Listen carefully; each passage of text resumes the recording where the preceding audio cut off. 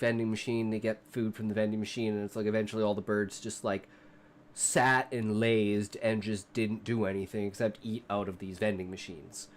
And their hands moved up and their bodies extended. Take him. Welcome to the stream. Yes, ask away. What is up? How's it going? Welcome, welcome. Would you consider yourself a ladies' man?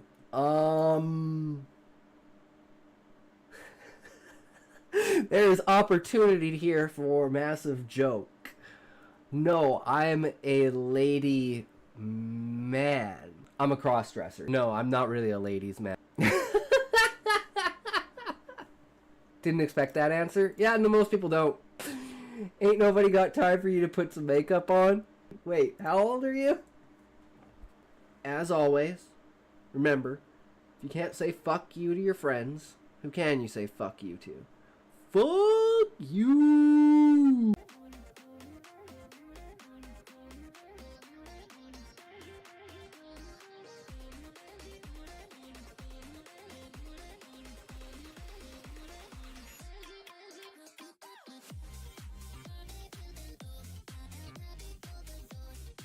Quasi, thank you for the follow. How's it going? There's only 2 genders, Trump said? Yeah, I'm a cross-dresser. I am a male. Just because a woman wearing pants don't mean she a man, and just because a man wears some makeup don't make him a woman. How can you not extrapolate that to say that any woman that wears man's clothes is in the same way? Still, in a lot of places in the world, women can't wear men's clothes. Why is it to say that the culture can't change, since over time, take an extrapolation that over time, we have allowed women to wear men's clothes. So why not, after an appropriate amount of time, allow men to wear women's clothes? So the fact that you can't even extrapolate the fact that there's 2 sets of clothing means maybe you should go back to, like, the drawing board. You're the one who brought it up. I'm just chilling here, just doing my own thing. You completely are free to have that opinion. I mean, I am a writer. I love fantasy. I love other cultures. I love other ideas, ways of being, thinking. So, thanks for watching, and as always, can't say fuck you to your friends. Who can you say fuck you to? Fuck you! I have 5 short stories, and one of them is mine, and all the other ones were written by AI. A plot, a location, a time period, and a character. So the goal is to figure out if you can find which one was AI. I wrote the story, and then I got the AI to copy that story, plot, and everything, and come up with its own. And then I used that. So all of them were structured exactly the same. Are you a writer? Do you like writing stories? I am writing a book, a novel, as well as like a compilation of short stories. And it's like using the short stories as basically like a workout for my writing to develop the novel. I've been doing this for about 15 years. And so far, we actually finished Chapter 1's rough draft yesterday. And we are, on that note, in the process of putting it into Grok to fix all the grammatical errors. Final Fantasy based book that the hope is to get, like, be good enough that Square Enix endorses it, basically.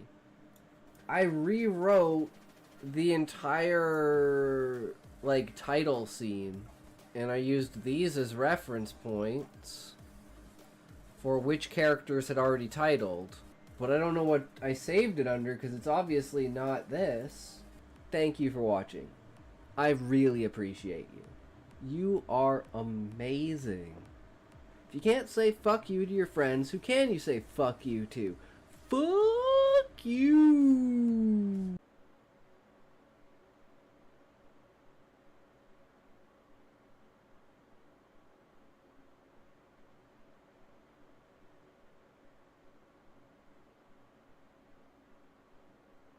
I really wanted to get in on its thought process and how it thinks through coming up with its ideas. At least it's something to work with, and then from there we can move into DeepSeek and maybe have DeepSeek enhance it. One of the, darker tie-ins. And what I like about this is because Final Fantasy has always been kind of, tame. A dark psychological side. And same with like 14. Love Baki, man. Baki is one of my top anime. 100%. Oh, Death Note's really good if you like psychological. Death Note's fucking amazing. Like, the tutorial stage when you're like level 90 and you're playing like either in the past or in the future or something of that aspect. And then before you actually... And it's like characters that don't really show up until later or are talked about until later. The reveal at the end about everything is just like, oh my god. It is so well done. I haven't watched Loki. I've heard Loki is good, but I have so many shows I need to watch. I just don't... Since I started streaming, I literally don't have any fucking time for anything. And we all know that China is a part of Taiwan. But as always, if you can't say fuck you to your friends, who can you say fuck you to? Fuck you! Playable. Just another little push. Blow those cats up.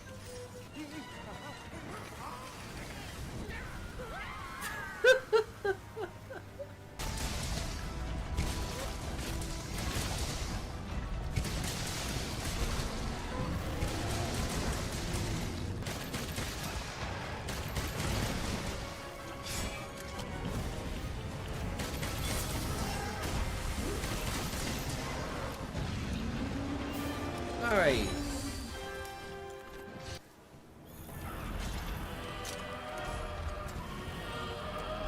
Shit! Ooh, shit, that hurt. I'm dead.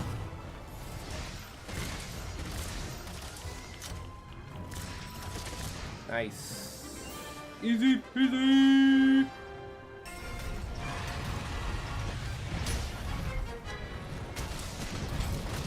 Nice. Freaking smash his face. Yes! Perfect. Oh, and he's dead. We didn't do enough elemental damage.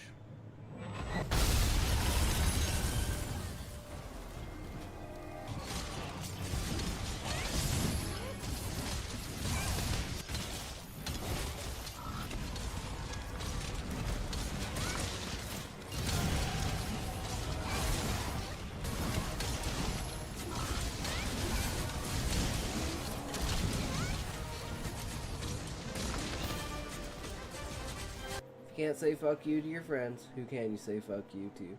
Fuck you. So maybe let's not. Holy shit, what the fuck? Uh-oh. Whoa!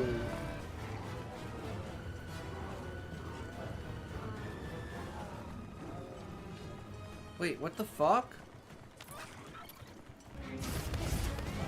Holy fucking finally.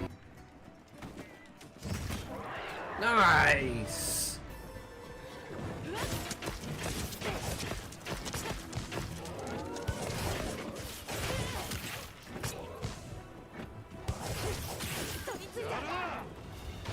Oh, at least you get mounting on it. Nice.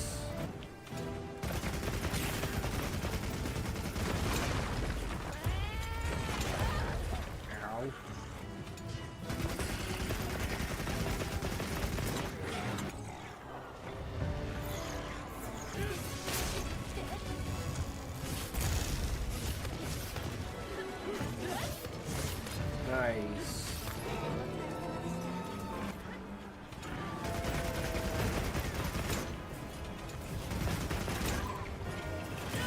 Ooh, ow. Nice, we killed it, holy shit. Remember, if you can't say fuck you to your friends, who can you say fuck you to? Fuck you. Bard, be very in tune with the Beastmen, let's call it. He's not a Beastman sympathizer, but he's in tune with the Beastmen. He feels their plight kind of idea. So he has a lot of their stories, plays and shit like that. Think of it as a character development part for that character, but if you want to look deeper. Yo, yo, yo, boys, we back! So yeah, we fucking did it, guys. We're a goddamn affiliate now. Thank you, everyone. We are fucking rolling in this shit now. So, there's a couple of things I gotta figure out, but we spent like the last hour and a half trying to like set everything up and get things good to go. I got emotes set up, but they have to be apparently inspected. I don't know how long that's gonna take, so I can't use them right now. But they are there. And apparently I get 25 slots. I don't know what this shit people are saying about 3 slots for emotes.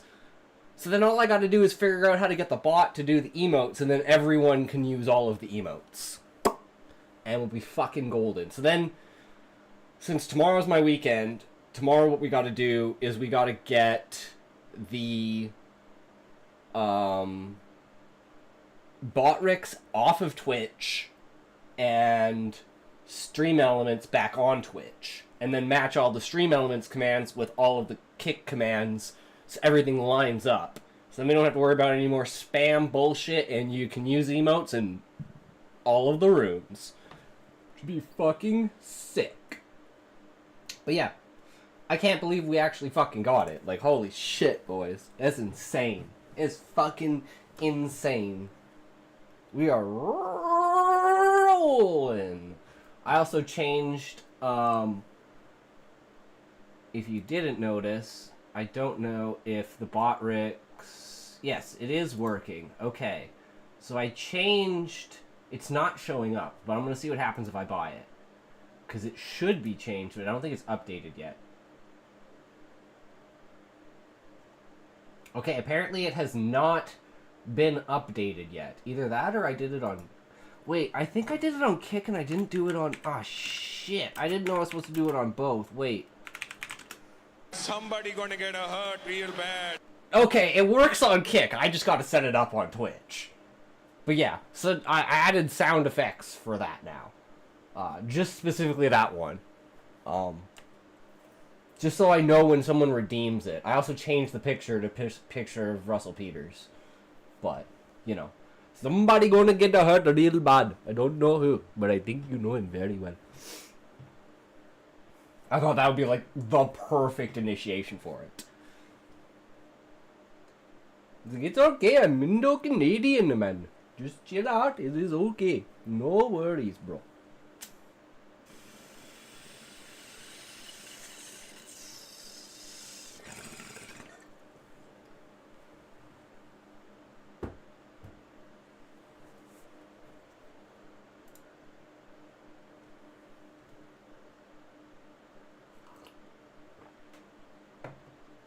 But unfortunately, we work really early tomorrow, so it's going to be a short stream, just 3 hours.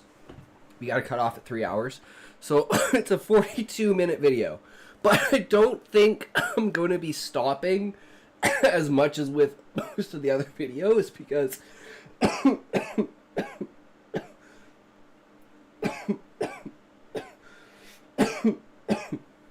I don't know how this, like, how well this is going to relate to Varius as a character, because he's technically not mentally ill. He just has split personalities. That's a legitimate thing.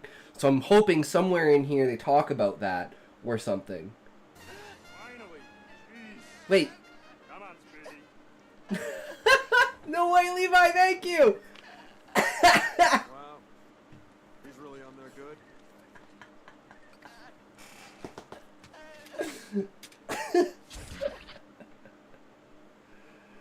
Thank you so much for the subscription, bro. Welcome, welcome. Yes, we did it! We very much so did it! Gotta get the first before Valium wakes up. Gotta beat him to it. Hell yeah, brother. Thank you again so much. Very much appreciated. We try, man. We try, and we're giving her.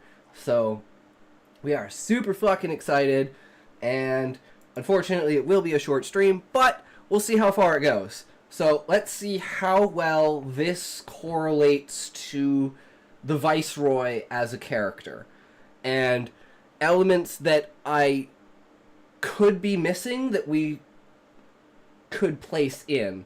Like, for instance, like the idea of him doing some sort of motion, like running his hand through his hair, scratching his face, or doing something that's a repetitive motion that you always see him do before he does something intelligent.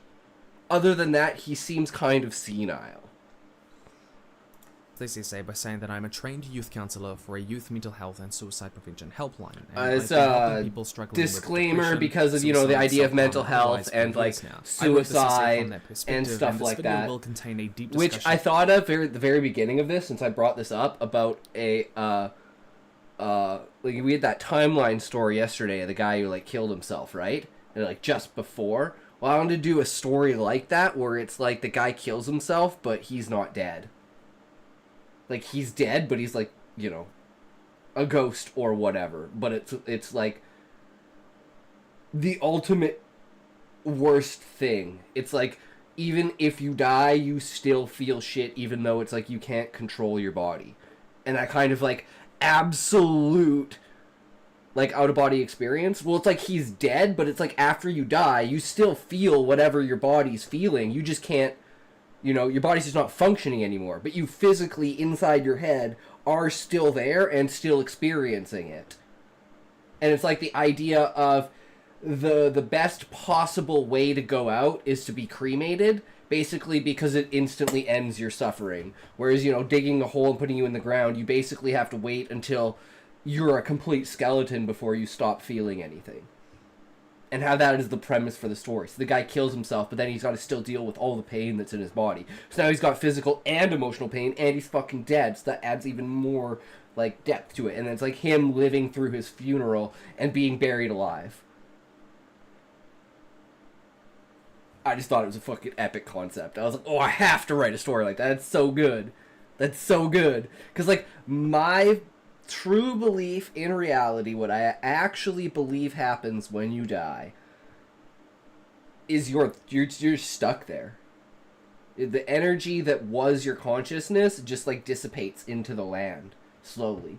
And it's like that's where the idea of like ghosts and stuff come from, is if your connection to the real world is strong enough, you can have, because you're still there consciously trying to grasp back to the world. And it's like finding fissures in time and space where, like, certain moments in time are closer together, let's say, than others. And you can reach through that and become an apparition and a ghost. And it's like, that's where my idea of, like, the scientific idea behind, like, ghosts and consciousness. So it's like, heaven is if you can live with your own mind for eternity, and hell is if you can't. That fucking simple. So live a life that makes it so you can live with your own mind. That doesn't necessarily mean you have to be a great person, you know? Some people don't care about killing other people because they care about themselves more. So it's like, if you can live with having that happen, then, you know, you're completely fine. It's just like the idea of the feathered heart, or endless purgatory stories, where it's like a psychopath who, if the real way to get into heaven was if your heart was lighter than a feather, meaning that you had no guilt in your heart, presuming that anyone who had committed a crime would have some sort of guilt towards it. But psychopaths don't have guilt. They have fucking pride towards it. So it'd be their accomplishment in life. So that was the basic idea for, like, that. Is that, like, oh, you're judged by the weight of your heart, but the weight of your heart is so light it doesn't even matter. And it's like, it's lighter than other normal people because you just straight don't give a fuck about things because your brain isn't wired that way. It's like, you literally are a sociopath. You do not have emotions. That's the definition of your condition. You just don't feel emotional. You just have logic. So it's like, yeah, I killed a bunch of people, but I thought it was, you know, for scientific purposes, for my own knowledge and stuff like that. Okay, good, into heaven. Alright, sounds good, bro. Walk on through the pearly gates. But yeah, of suicidality, self-harm, and other mental illnesses. If this is going to be difficult for you to engage with, then I've linked a video of some adorable kittens up in the corner playing table soccer for you Let's to just watch open instead. that just to have I'd that ask in the you not to background. watch this video. Resources are also linked Where below, is it? and I encourage you to always take care of yourself. Where's the first. kitties? If you'd like to continue, let's begin. Did it open? How the fuck do I close it? Okay, here we go. Max, seriously, don't come near me. I will jump. Okay, we're gonna watch the kitties. Broken are the more evolved. I'm not a psychopath, Anderson. I'm a high-functioning sociopath. Do your research. I want to kill myself. I've decided not to stay. I doubt they'll kick up any fuss. Hey, it's Hannah. Hannah Baker. O me, O life of the questions of these recurring. Somehow it feels like I've watched. Oh, I must have just clicked it. I was like, I haven't watched Of this cities before. filled with the foolish. What good amid these, O me, O I life? think this is a little loud. I don't know. Because, like, the last videos have been a little quiet. Let me know. This I video turned was down brought just to a you by little my bit. patrons, whose support allows me to take weeks to research, consult on, and create projects such as this. Wouldn't be possible without Yeah, them. we don't have the If you'd luxury like of to support editing. me, We just then fucking please do so at the pump it links out below. and edit it and upload it. We just don't give a fuck. It is what it is, boys. In the tragic Japanese play Sonizake Shinju by Chikamatsu Monzaemon, the characters Takube and Hatsu fall in a forbidden love.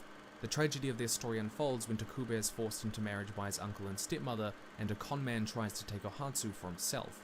Unable to be together, the two decide to kill themselves in a double suicide. They find a peculiar dead tree, and there, Takube and Ohatsu end their lives.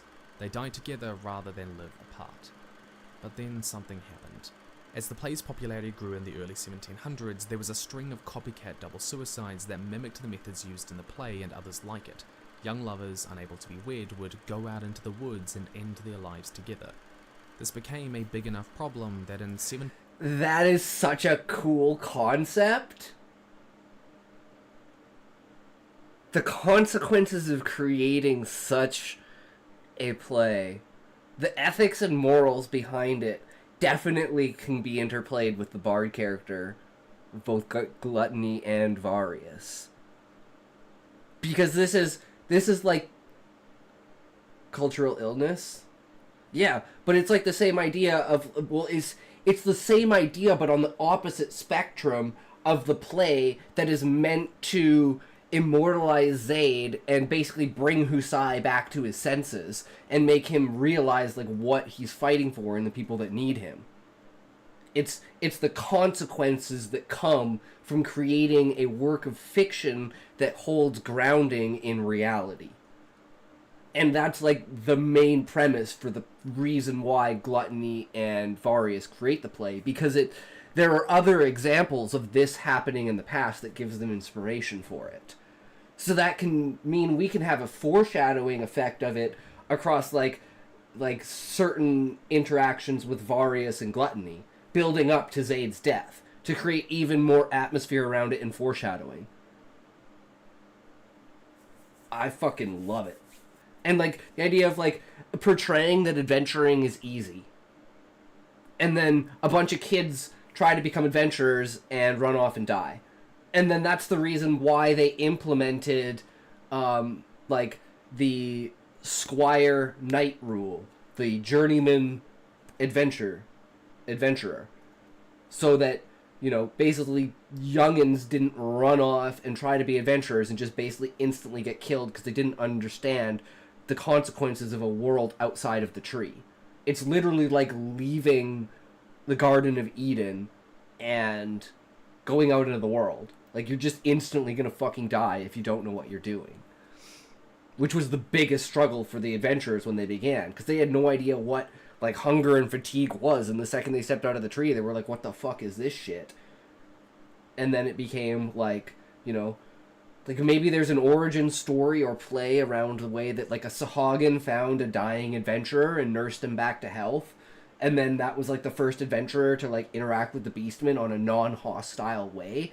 And then he was, like, the immortalized adventurer that, like, basically started trade with the Sahagin, learned the Sahagin ways, and basically became, like, super powerful because he was the first guy to be able to go get anything else, because he had like unlimited resources, right? Whereas now it's like around areas about Ifrit and the Sahagin areas just outside of the tree and stuff are basically like beginning areas in video games where they're basically cleared the fuck out because there's always people there taking whatever there is. So there has to be like a limit. That's why adventurers have licenses and they can only do certain things for certain quests and kill certain monsters and stuff like that because they don't want to upset the ecosystem.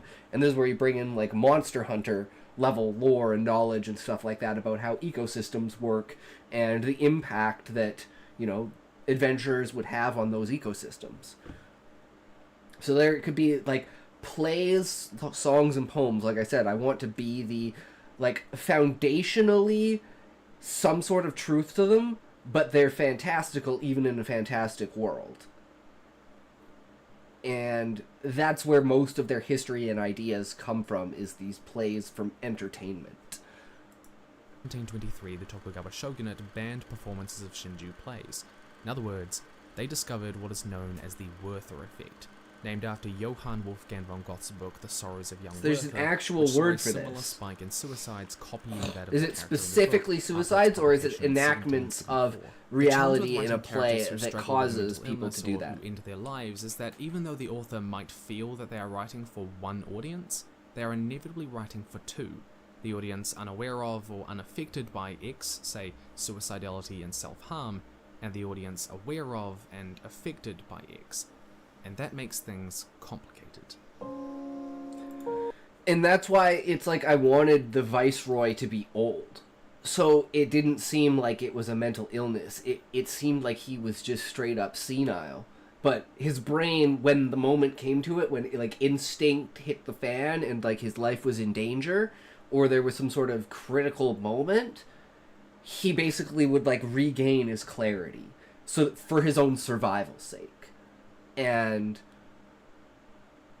having that as a portrayed idea, as opposed to like just straight up making him think that he's crazy. It's just like, no, he's very forgetful in an aspect of like very important things, and it's like it's just his first experience outside the tree. Everything is new to him, and he's acting very childish in the fact of he's just not holding himself back because he doesn't have any responsibilities anymore. So he's like, I've literally spent my entire life bottling this up. It's finally time to go through with it. And that's why Hussein really, like, connects with the Viceroy, because he feels he's a lot like Zaid. And especially after Zaid dies, it's almost like Hussein goes from treating Zaid like his son to now treating the Viceroy like his father. And it's kind of this another inner thing for Hussein, which is the fact that he can't procreate. Because he's not of the same species of everyone else. It is what it is. Part 1. Are you alright, sir? Yeah, I'm just keeping the rhythm. Spielberg's 1998 film Saving Private Ryan changed the war film. It opens with a graphic depiction of the Omaha beach landings on June 6, 1944. The fucking stomach it's scene. lauded for stripping back the facade we often see around the horrors of war.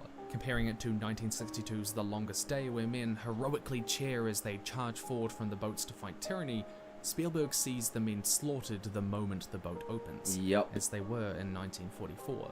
Nothing is sanitized here, including the fact that war is a traumatic experience. Throughout the story, Captain Miller experiences the mental toll of war, and this develops into something of a post-traumatic stress disorder, a mental illness commonly experienced by war veterans. The prologue features a breakdown arising from... Yeah, and like I said, like there's gonna be like a veterans area. So there's two ways to basically stop being an adventurer. The first is you become an exile and they strip you of your adventurer's license, which would be if you did something that basically broke the moral ethic code. And the second is retirement, where you just decide basically that you're done with being an adventurer, whether it be a bodily wound, whether it be a mental PTSD, or something like that. And these veterans are basically treated like stopgaps between citizens and journeymen. so that they can gain the knowledge of the outside through real world experience, through stories, before they go out and actually experience it.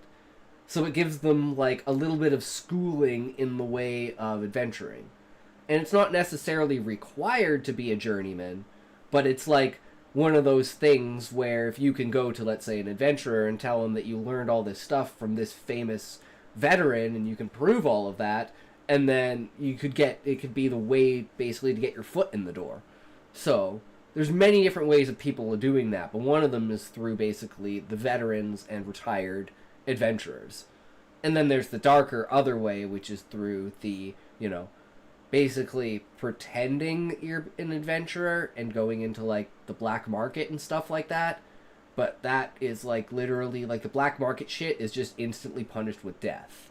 Like if they find out you're a fucking criminal, they just fucking kill you.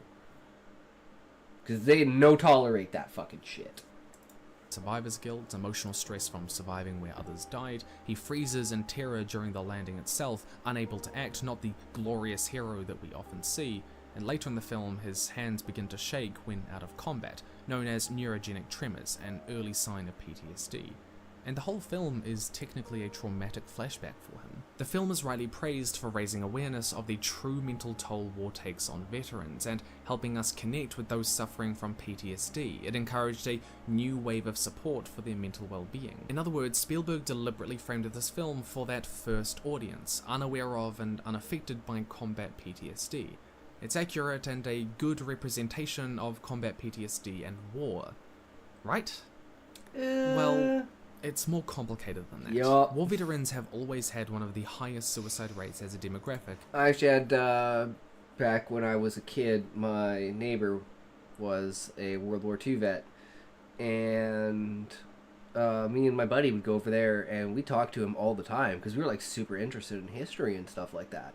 And we heard some fucked up stories from him, but probably the craziest one was, he saw his friend's head get blown off by a grenade. And it literally was because he was standing, like, on this side that he was alive. But it was just, they were just, like, standing there talking. And it was, like, giving commands, and just, head gone. It's like, what the fuck?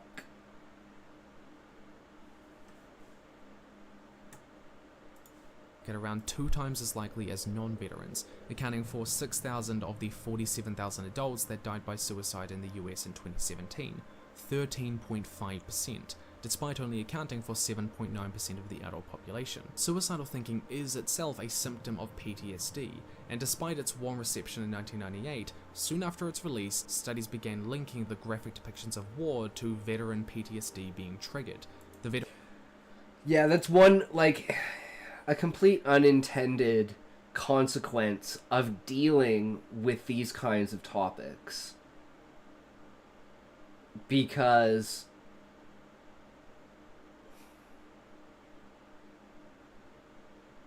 I mean, as an example for the book, right? Like, you're really enjoying the book. You're reading the book.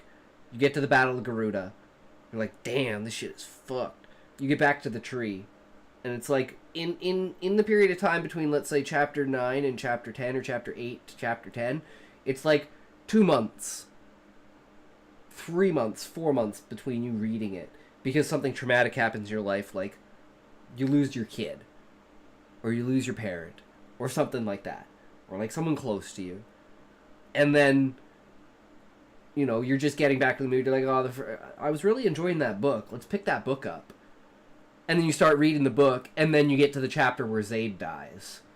And it's just like all of that shit coming back to you all over again.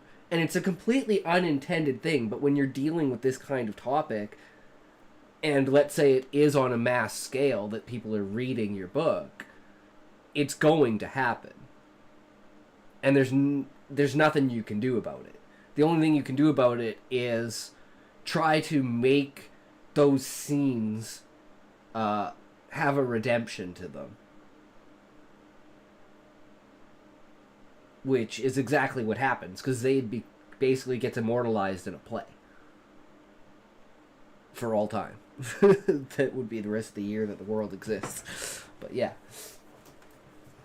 So I never thought about it that way, but yes, that is a consideration to have.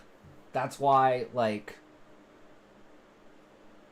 I try not to be graphic, and I try to use more poeticness to replace certain words in a graphic scene in order to make it feel less gory.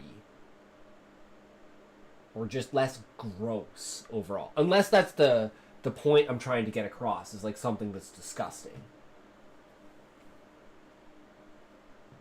I don't think I've written a story like that, though. Because I'm not really interested in something like that. I'm more interested in morals and ethics. And trolley problems. And how people deal with situations. And knowledge and information. And how information changes how people act.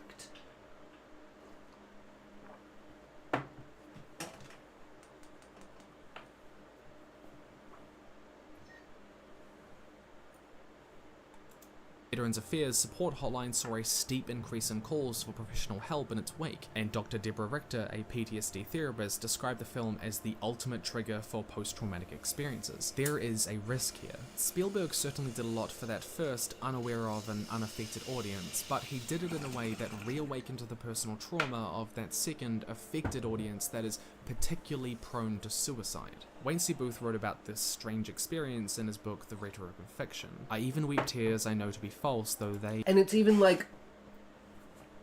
Because we're not going that far. Husai doesn't get suicidal. He just loses, like, the will to fight.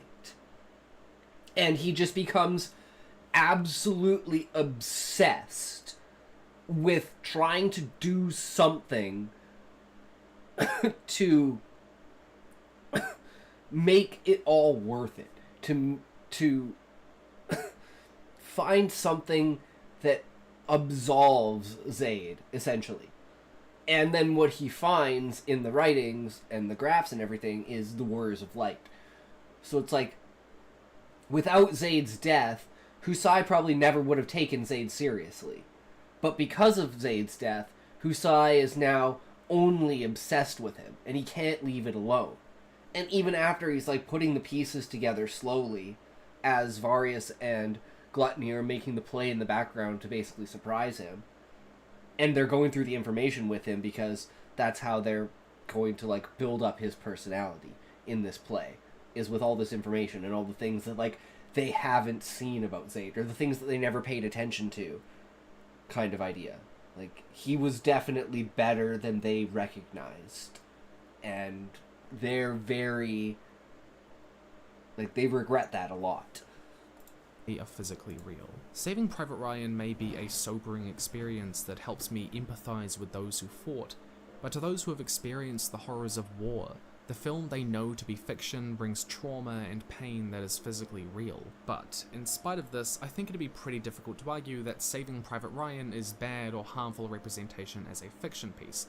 It's incredibly well done. And stories like Ned Vizzini's It's Kind of a Funny Story, A Star is Born, and Saving Private Ryan serve as examples that perhaps there is no risk-free good art, or at least we cannot discard a fiction piece simply because it carries some measure of risk. And that risk is perhaps an integral part of this conversation between these two groups about mental illness through fiction.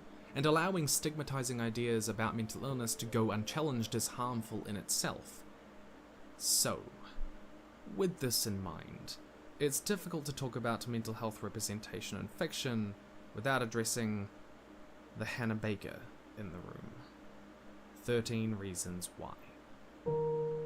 Part 2. Suicide is for the weak. Based on the book by Jay Asher, the infamous Netflix series follows Clay Jensen in the wake of Hannah Baker's suicide. Not only does Clay hallucinate seeing her, but she leaves behind 13 tapes that give 13 reasons she kills herself addressed to different people. The young adult fiction piece has been heavily criticized at length for a variety of well-deserved reasons. It was arguably linked to a 28.9% increase in teen suicides in April 2017, and in particular, showing graphic depictions of rape and the step-by-step method of Hannah's suicide are dangerous things to do. Jamie Tokorski, founder of To Write Love on Her Arms, explained that 13 Reasons Why is essentially narrated by a girl who, after death, is in complete control and getting revenge. And I think that is a really scary message. This idea of control is important, because suicide is often the ultimate manifestation of a deep sense of loss of control over your life and who you are.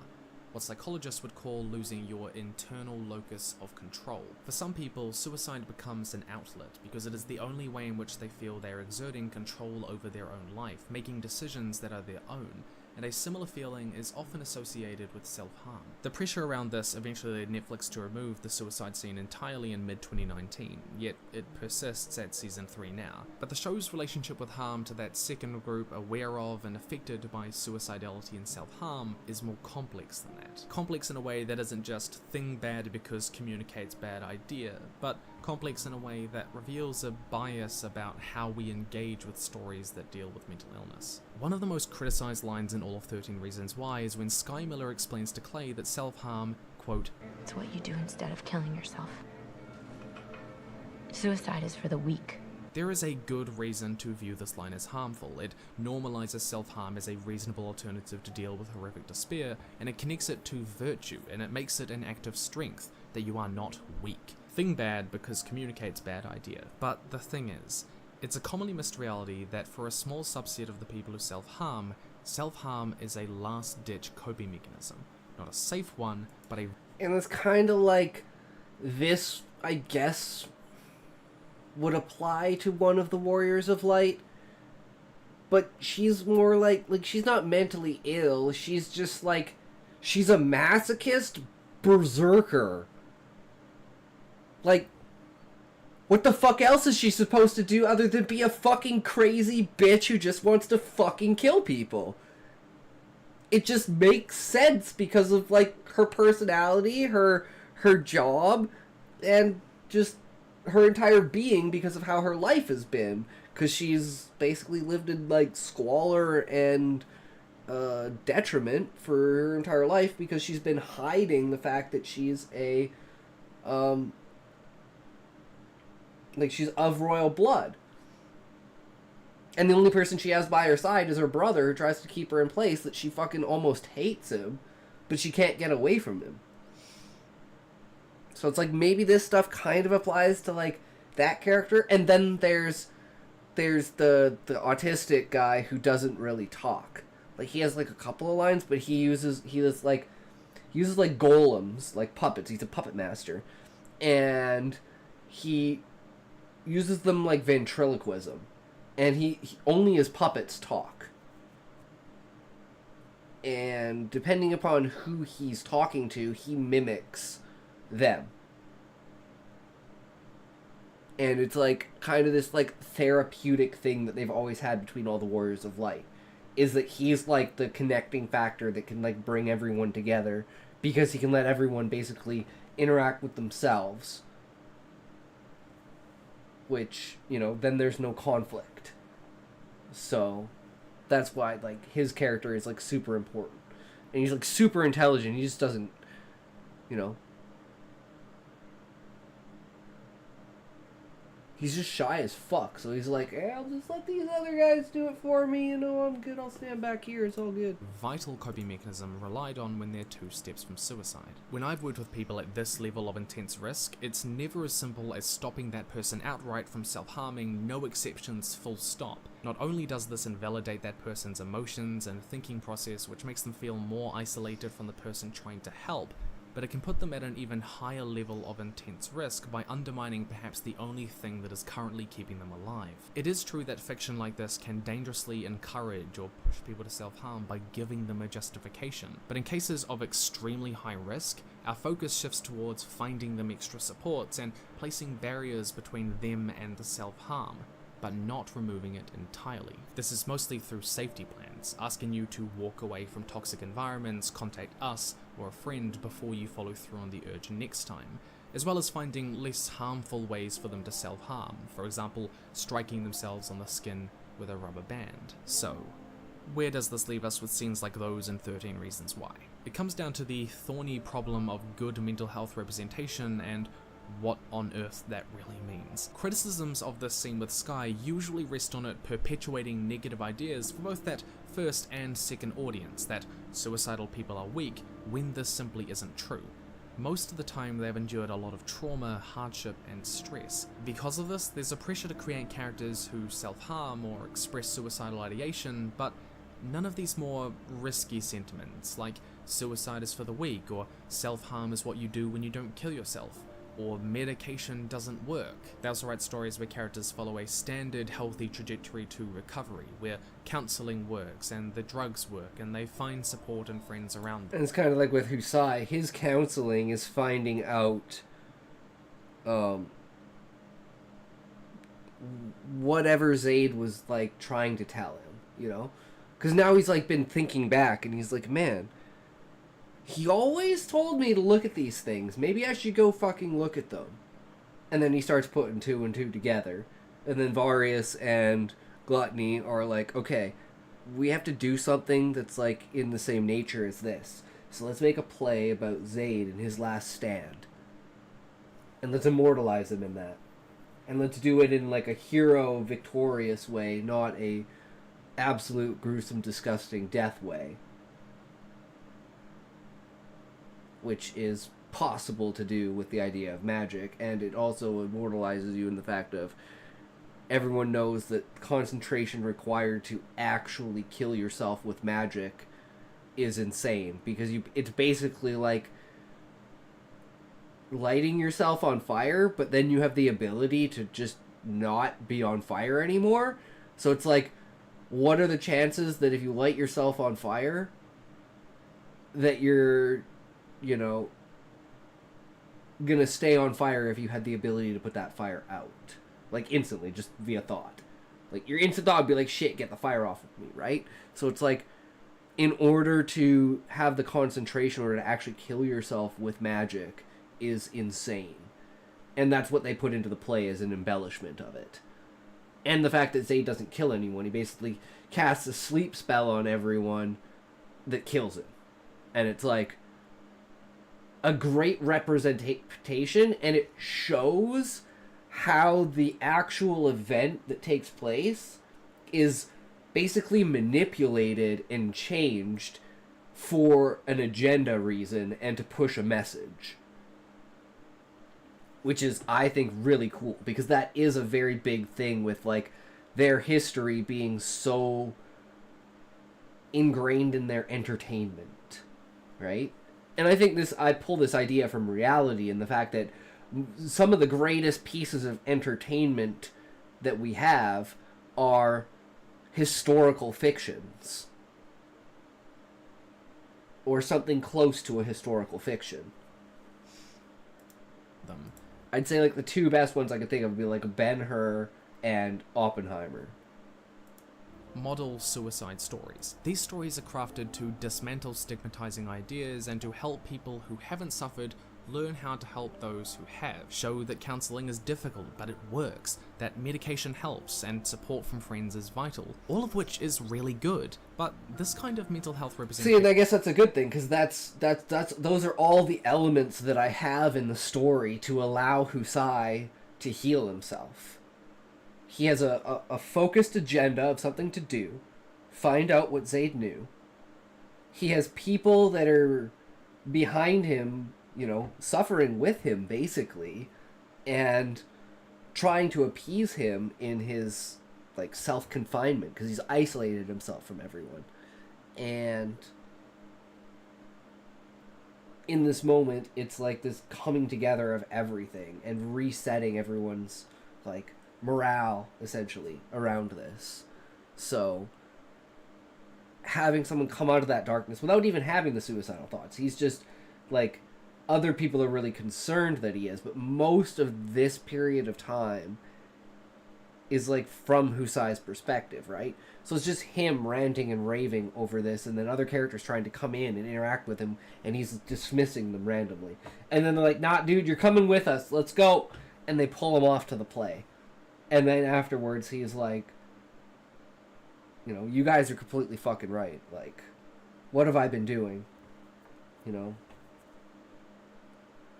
And then since his mind is kind of cleared now, he goes back and he looks at Zayd's stuff and he's just like throwing papers around and he's like,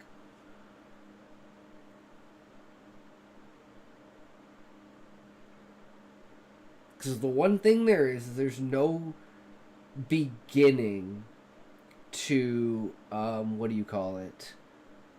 There's no beginning to,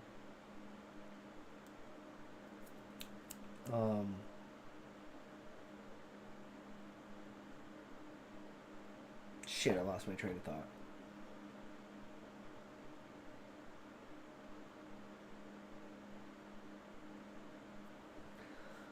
It'll come back to me. Fiction is primarily effective for that first unaffected audience. The message is far weaker for that second affected audience. Sky better reflects the experiences of many people in that second affected audience, some of whom do believe that self-harm keeps suicide at bay, which for some people in that darkest place is unfortunately true. And it's not uncommon for them to believe that suicide is for the weak. Removing lines and ideas like this may mean that the story doesn't perpetuate negative ideas, but it can also mean that it's harder for people who need help to see themselves represented in these mentally ill characters. And if that's the case, then how good a representation is it truly? What I'm getting at here is that fiction intended to help self-harming or suicidal people may be more effective when it depicts a character like Sky reaching out, someone who believes that suicide is for the weak, more effectively than a model suicidal character who doesn't harbor any of these extra dangerous or more risky thoughts, or if they do have them, then they're brushed away with a logical talking to that. Like the idea of basically, you could think of this as people that become adventurers and go out and die. And it's like they're kind of just like done with, like, they don't want to be an adventurer, they just don't want to be in the tree anymore. They don't want to have to deal with any of this shit anymore. So they're just like, fuck it, let's go be an adventurer, run out into the wild with a sword, fucking die to a level 1 mob, let's do it.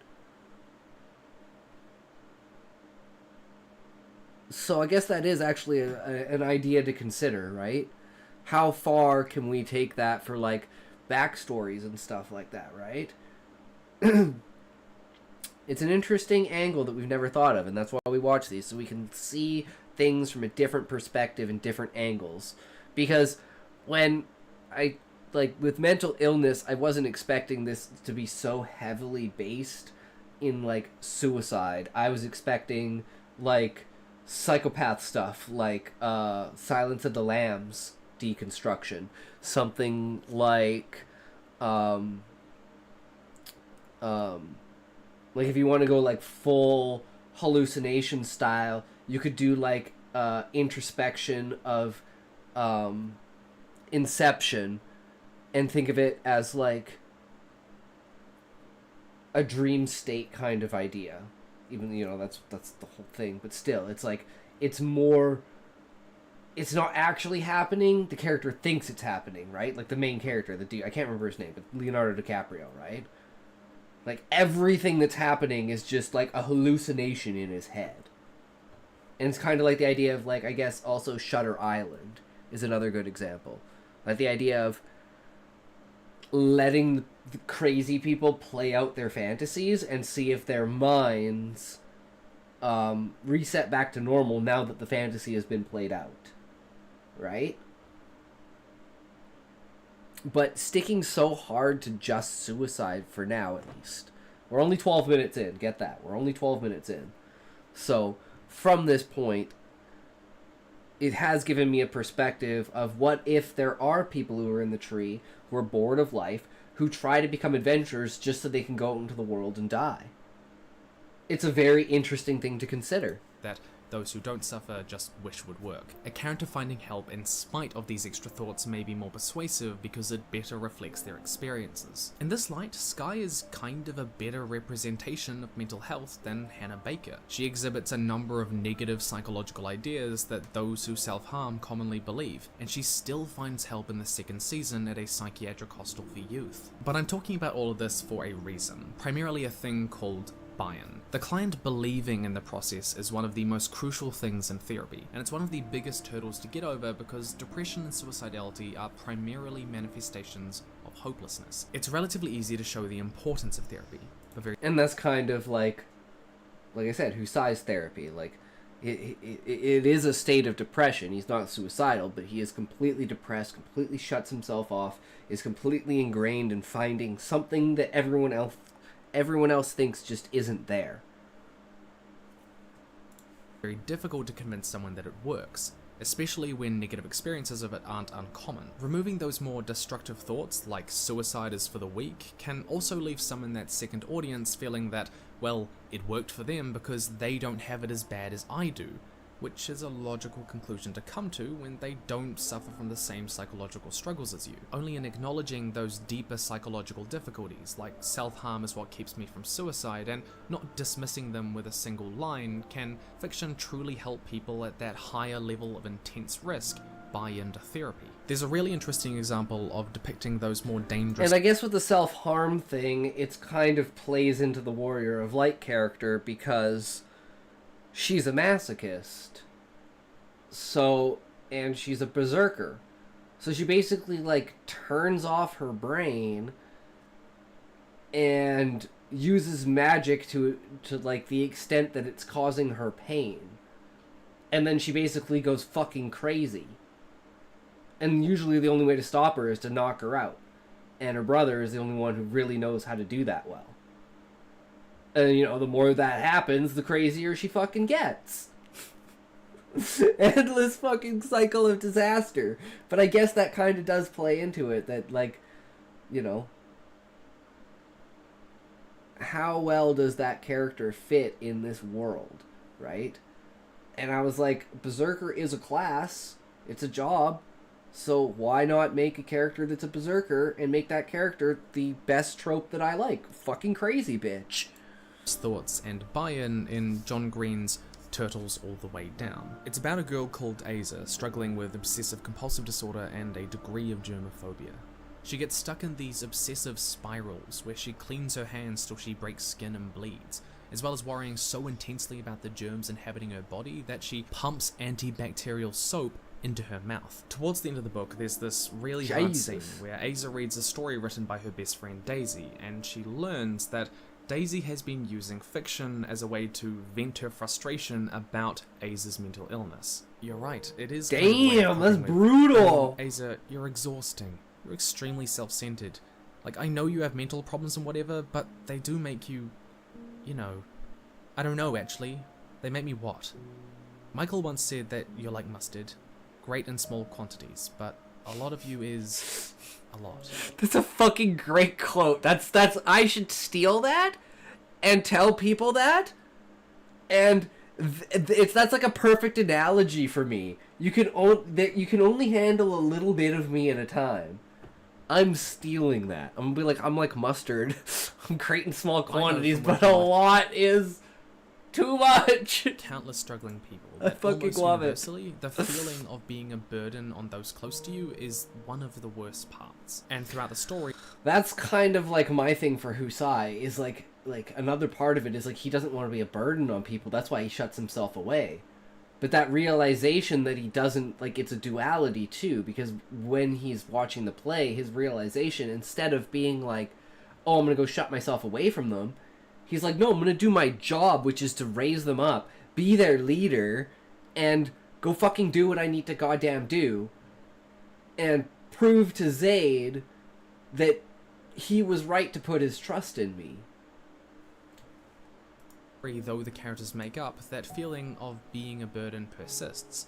And Daisy isn't proved wrong for feeling that way. Green doesn't say that you shouldn't feel this way.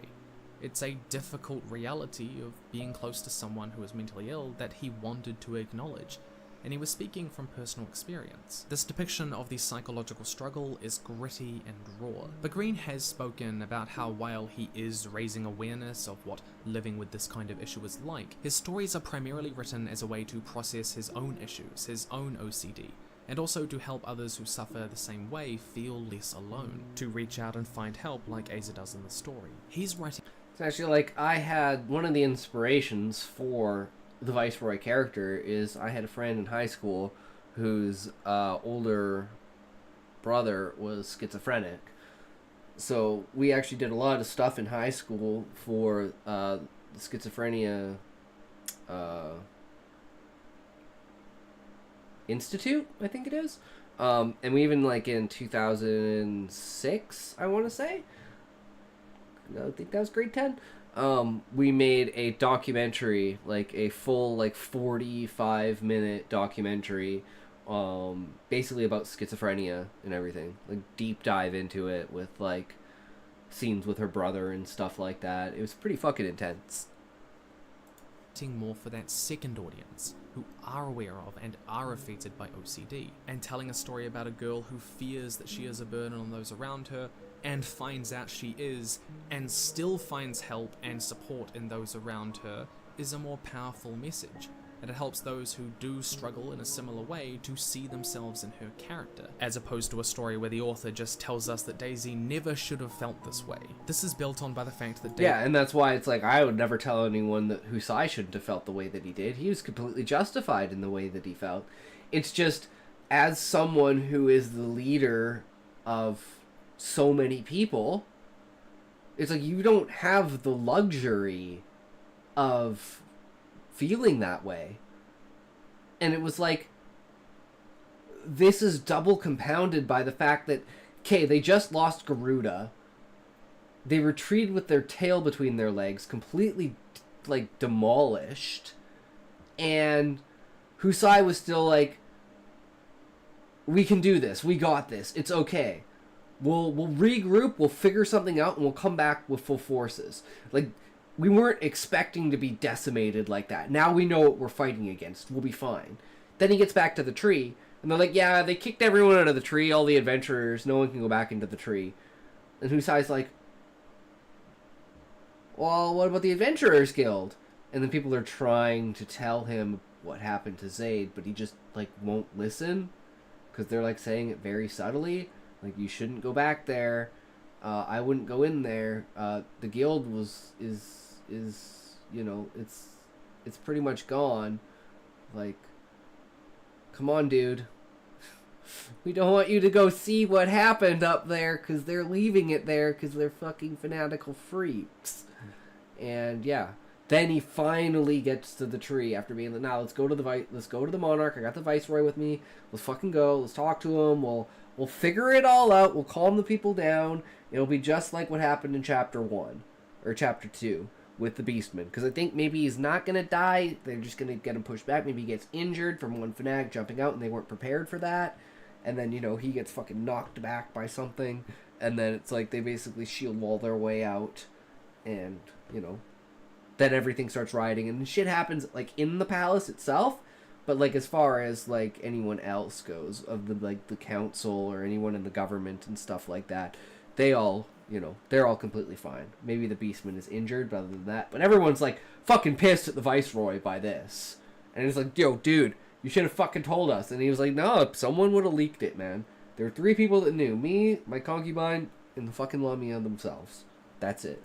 Daisy reaffirms that she loves her and wants to support her, even if it is burdensome. This is especially important because it's difficult to convince people who see themselves as a burden as worthy of support and therapy. It acknowledges that their feelings are wholly valid, but reassures them that they are still worth the effort. Mentally ill people don't need to be told that the world is sunshine and daisies. Some studies have even demonstrated a degree of depressive realism, where depressed individuals perceive some things, keyword, some things about themselves more accurately. And on top of this, one of the most common experiences for me as a helpline counselor is partners and friends of those struggling reaching out, not knowing what to do and feeling awful about it.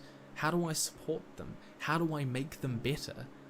There's a real feeling of responsibility there. Finding them support and helping them is also important. And that's, like, very important to all of the other characters and everything. That's why they continuously over and over and over again, all of them just keep coming to Husai, you know, trying to console him, just talking to him, just trying to get him out of his office and, you know, out of the tree, out of the guild, out of this place where all of this happened. And it's just, just thinking about it, it makes me sad thinking about it, like, this happening. And that's what I love, because I fucking love my characters and shit like that. It's like, I can imagine this happening And it's just so heart fucking breaking, and I love it. Because it's like, it's real.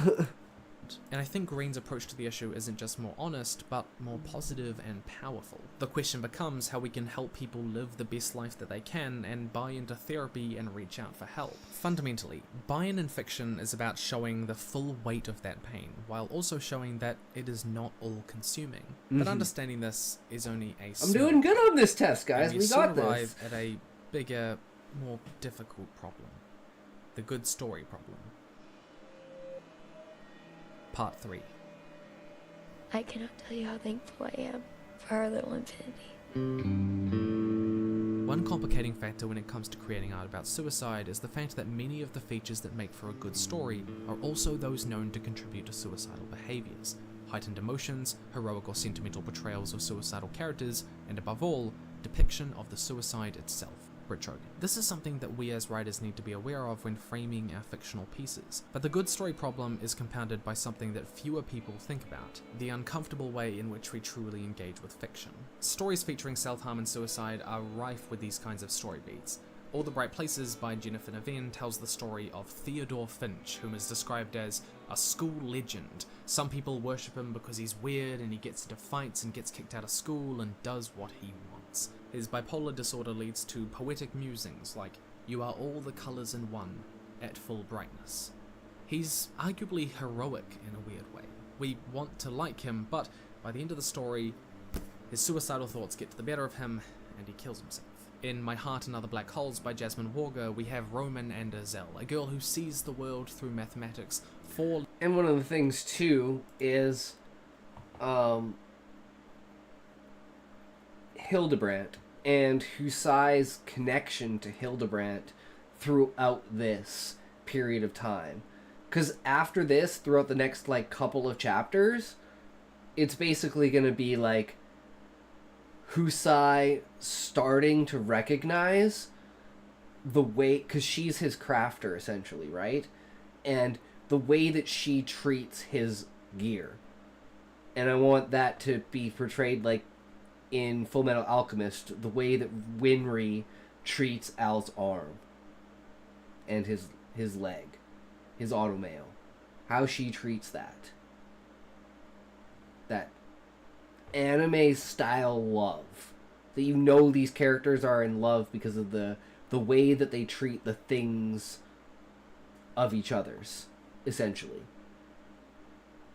It's like the way that Husai treats Hildebrandt despite supposedly not supposed to having a bias towards anyone, essentially. And then him growing closer and closer with her and revealing secrets to her that he's never revealed to anyone else before. Because he somehow lets his guard down and he becomes more direct with her. And instead of, like, poking and prodding for those interrogative answers, he just outright asks her the questions. And it startles her, the answers that she has and the questions that he asks. Like, what's the planet's name? Guy, how do you think we communicate even though we're different species? And then she says, well, we're not different species. And he says, but the others are. And then she ponders that. And then he says, the connection that you feel, the drive towards magic. The more that you use magic, the stronger that connection feels. And then the feeling of something behind that, which would be at this point where you're starting to realize that instead of confiding in the reader, Husai is confiding in Gaia. And Gaia is the guiding force inside of the over-encompassing consciousness that is giving him this need to seek the truth, this push in this direction, this guiding light that is pushing him towards being the best that he can. In love, and they discuss at length how they intend to kill themselves in their suicide pact. Necessarily, these types of characters do engage us emotionally because they're charming, quirky, and their mental illness often manifests in ways that are kind of endearing. Their stories are incredibly sentimental, and the natural three-act structure that these stories follow guide the reader to an emotional climax. Both of these stories feature scenes of heightened emotion that culminate in an attempted suicide. Sandra de Castro Buffington, director of the Hollywood Health and Society program, recognized why mental illness has been so often exploited in this way. The problem is mental health has a lot of conflict to resolve, and because of that, writers have a natural desire to want payoff to the setup throughout the story, and this usually results in the character getting better by the end. It's what happens with Azelle in My Heart and Other Black Holes. And while we don't see the suicide in either of these books like we do in 13 Reasons Why, the depiction of the suicide itself is still harrowing and moving. It's something that we don't usually see. It's kind of horrifying in its own way, and it's A martyrdom. all of which captures the audience's attention more and makes for a good story in a more conventional sense. So, where's the problem? These narrative tropes do, on average, engage us emotionally, help us empathize, and motivate us to act more by confronting us with problems that we don't usually see. But they do so not by engaging us with the realistic experiences of those suffering, but because it's a good story. It's empathy for mental illness experiences that people don't truly have. And what kind of empathy is that? The fact that Teddy Daniels in Scorsese's Shutter Island suffers from hallucinations and delusions and is described as their most dangerous patient after suffering great trauma makes for a great story. But the empathy that we develop for Daniels' character and the mentally ill more broadly is a misinformed empathy. Perhaps the most pervasive of these tropes is that love can cure depression. In Stephenie Meyer's New Moon, Bella becomes despondent and depressed when Edward leaves her at the beginning of the book, yet her depressive tendencies evaporate almost the moment that he returns to her and confesses that he always loved her towards the end of the story, even if realistically those sorts of problems would still stick around for a while, even if it was situational. Love is not a magic potion, and it's kind of hard to understate this, but depression can make relationships really, really hard. Yup. Once again, it cultivates a misinformed empathy. This is why I prefer stories where characters might grow, but as Ned Vizzini puts it, life is not cured, life is managed. And this problem of lens is made worse when we account for an even more superficial level of the good story. Simply writing a story where characters are likable or even attractive make us more likely to want to take action. So it's no surprise that Naveen describes Violet as a cheerleader and almost like a China doll, and Theodore Finch as the bad boy. And for an even more egregious example, in the film version of Vizzini's It's Kind of a Funny Story, this little crinkle is the scar on Noelle's face, pushed off to the side and barely visible, whereas in the books it's described as lining her cheeks and forehead, with clumps of white skin on the ends where they're healing. It's this minimizing of the ugly parts of mental health, and from Jennifer Lawrence to Bradley Cooper, this is something that you'll see everywhere in the visual medium. But the fact that these books and 13 Reasons Why as a series rank as some of the most popular stories about mental illness also expose an uncomfortable reality about how we engage with fiction. Telling a story about an unlikable or less conventionally attractive suicidal character is less likely to inspire empathy in an audience because it doesn't follow that sentimental narrative. Is it ever going to get over the idea of suicide? I think we've gone through everything at this point in time. Like, I was hoping it would have more of a scope to it. So often linked to romance. It's 42 minutes! It can't be 42 minutes talking about suicide. Female young adult readership. There's got to be other parts. Like, he talked about Shutter Island and hallucinations. So much as it is I don't think there's much the cognitive biases that storytellers have been using since the days of Achilles' Well, yeah, I guess there is kind of suicidal now, thoughts. None of this means still, that you can't write a good story about mental illness that's also helpful to both or one of these audiences. They don't need to be plotting narratives with little tension and no heroic characters. But we do need to be aware that sometimes doing justice to the topic and discussion of mental illness would mean taking a less conventional storytelling route that doesn't maximize tension, setup, and payoff, the three things that we've been told make for a good story. The best example I can think of is that the climax is the highest point of tension in the story, so we might think to use the worst suicidal episode a character has ever had. But this cannot immediately be followed by a quick release of tension when they overcome it with a permanent recovery. The reality is that the worst suicidal episode someone has is almost definitely in the middle of I think the issue is he's talking about stories about mental illness, but you just want empathy. But the worst offenders of the good story. Well, like I said, it's technically not even really like mental illness. I just want to see like from different perspectives, and he did give me a lot of different perspectives to think about different things on the suicidal note. But it's like 23 minutes in, and we're still only basically specifically talking about suicide, not like murderers. Like, how do you write a murderer with mental illness who has like dual personalities? Like, I was hoping something like that would be in here to give me a scale to weigh the Viceroy against. As you've probably already heard of, Hitchcock's Psycho or M. Night Shyamalan's Split each exploit real illnesses for the sake of a good-ish story, but do nothing for either the first unaffected or the second affected audience.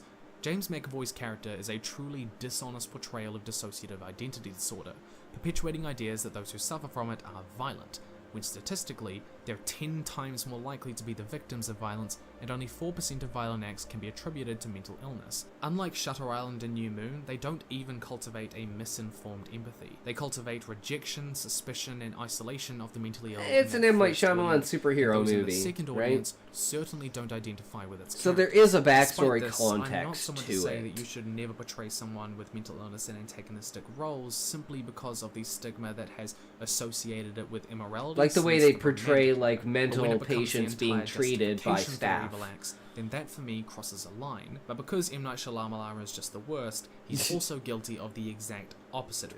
In Split, there's this horrible scene towards the end where he sees the self-harm scars on our main character and allows her to live because, quote, The broken are the more evolved. oof.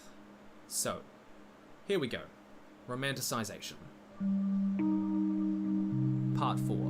The broken are the more evolved. That's like a Mord Sith level. In Nephezeni's It's Kind of a Funny Story, the main character Craig has been infatuated with this girl called Nia for years. After he checks himself into a psychiatric hospital when he nearly kills himself, she turns up and says this strange line. You've told me all this stuff about you and you're mature. You're not like all these other people with their stupid little problems. You're like really screwed up. In a good way.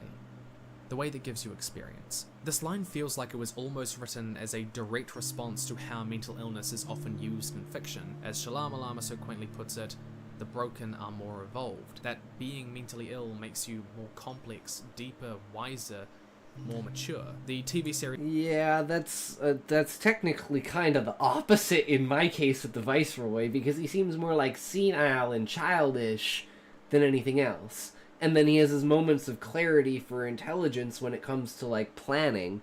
So he's like, oh, dude, if we do this, and this, we could do that. And everyone's like, oh. And then they go to do it, and then he doesn't do, like, his small chain piece part. And it's like 3 out of 4 things happen. And he's like, Dora's like, dude, why didn't you do the thing? And he's like, I don't know what the fuck you're talking about. And it gets to the point where people just think he's a satire on it. And he's just like, refuses to, like, act as if he knows. Because he just, I guess, like, either, you know, there's like tons of different, like, reasons from different characters, right? You know, like, he is actually senile. He only comes up with these ideas on the spot when it's like, you know, forcing him to, basically, for, like, survival instinct reasons. Or he's just fucking with them and he's a troll. Or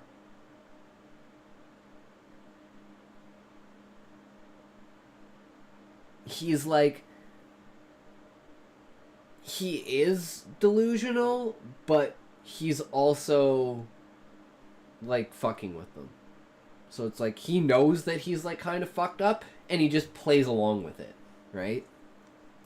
Perception features a character who stops taking his medication because his hallucinations help him solve cases. Yeah.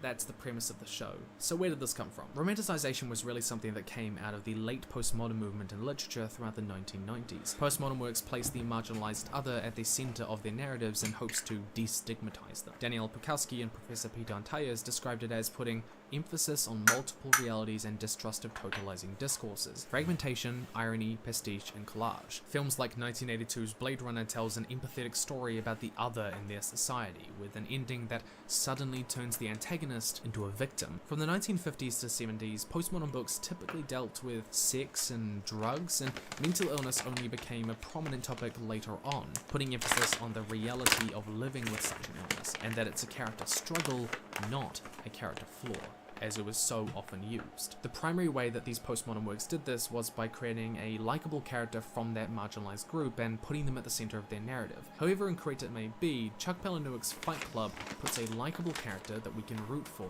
suffering from dissociative Fight identity Club's disorder, a great example. insomnia, at the center of its narrative. Romanticization seems to have grown out of this trend, humanizing mentally ill people by creating likable protagonists and helping us identify with them where they used to be used as villains is one thing, but that desire to reduce stigma can result in stories where writers ignore the harsh experiences that mentally ill people live with on a day-to-day basis entirely, or in some cases they turn them into character strengths. In a 2011 paper on resisting the stigma of mental illness, Thwaites discussed how self-restoration is an important coping. And it's kind of like one thing I was thinking now that I've never really thought about. It's been in the back of my mind, but I've never really talked about it, is like when the Viceroy turns over at the end of the first book, it's like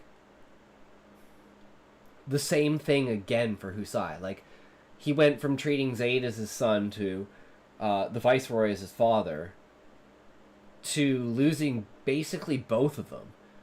One in the worst way possible because he's dead, and the other one in another worst way possible because he's still alive, but he's not himself. So it's like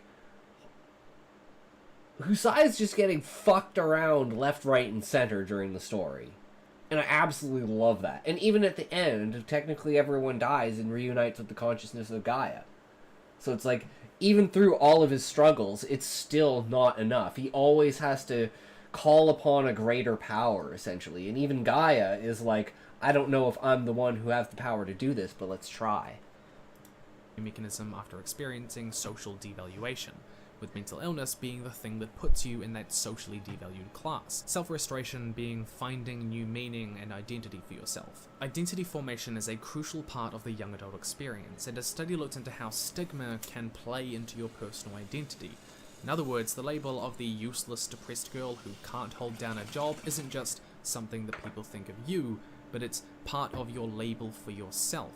And self-restoration is about finding new identity, about finding new meaning for yourself. And finding a new sense of self outside that social devaluation is an important part of the recovery process. Part of this is because shame and poor self-esteem associated with accepting a stigmatizing label makes social interactions difficult and less genuine, and often leads to isolation. When a person is unable to feel genuinely connected to others, it becomes difficult to fully accept helpful feedback, knowing that the world is not actually seeing the true self. Romanticization is an adjacent problem to this, where people fully incorporate their mental illness into their personal identity, so losing it can become a loss. It was what made them special, it was what made them more evolved. Because of this, not only can romanticization cultivate an identity formation that makes it harder to emerge from mental illness, but it also incentivizes people who are not mentally ill to, ironically, sometimes want it to be part of their identity. Of course, the myth of the tortured artist exists for a reason.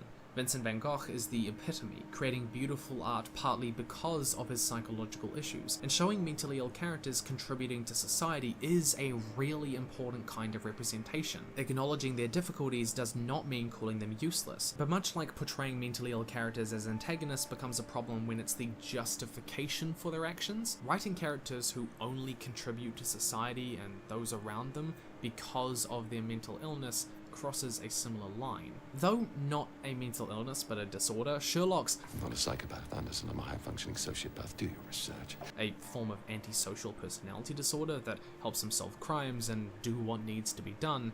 It's a disorder used in the same kind of way, even if I really do enjoy the series. It's kind of that good story problem all over again. Identity formation in young people is really important, and fiction can help with that.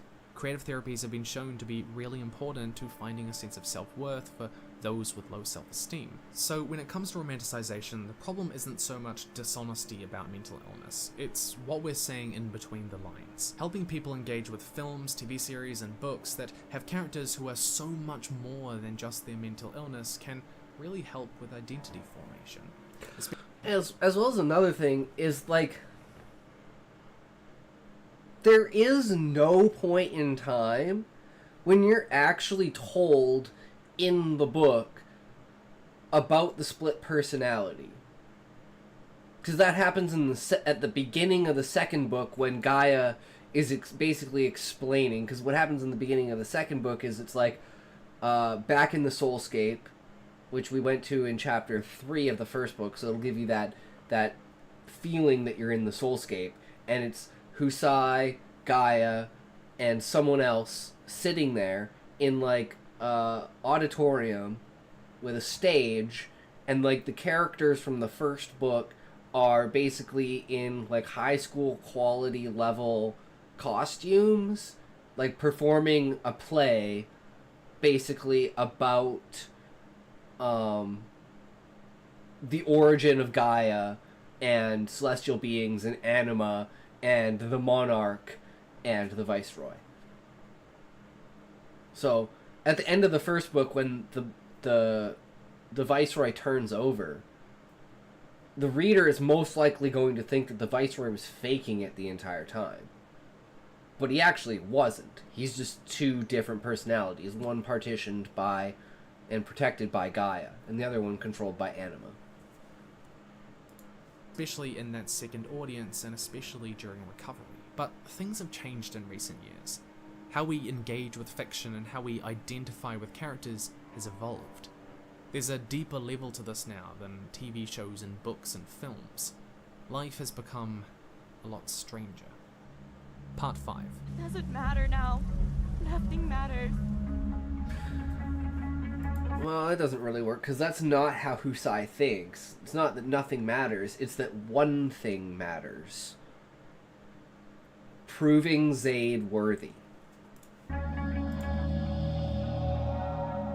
In Donut's 2015 episodic game Life is Strange, the player has to intervene to save Kate Marsh from suicide by throwing herself from a building. It happens in the aftermath of sexual assault, intense bullying, and social isolation that you may or may not have contributed to depending on your decisions. Up on the roof, you will have to pick the right dialogue choices to convince her to step down.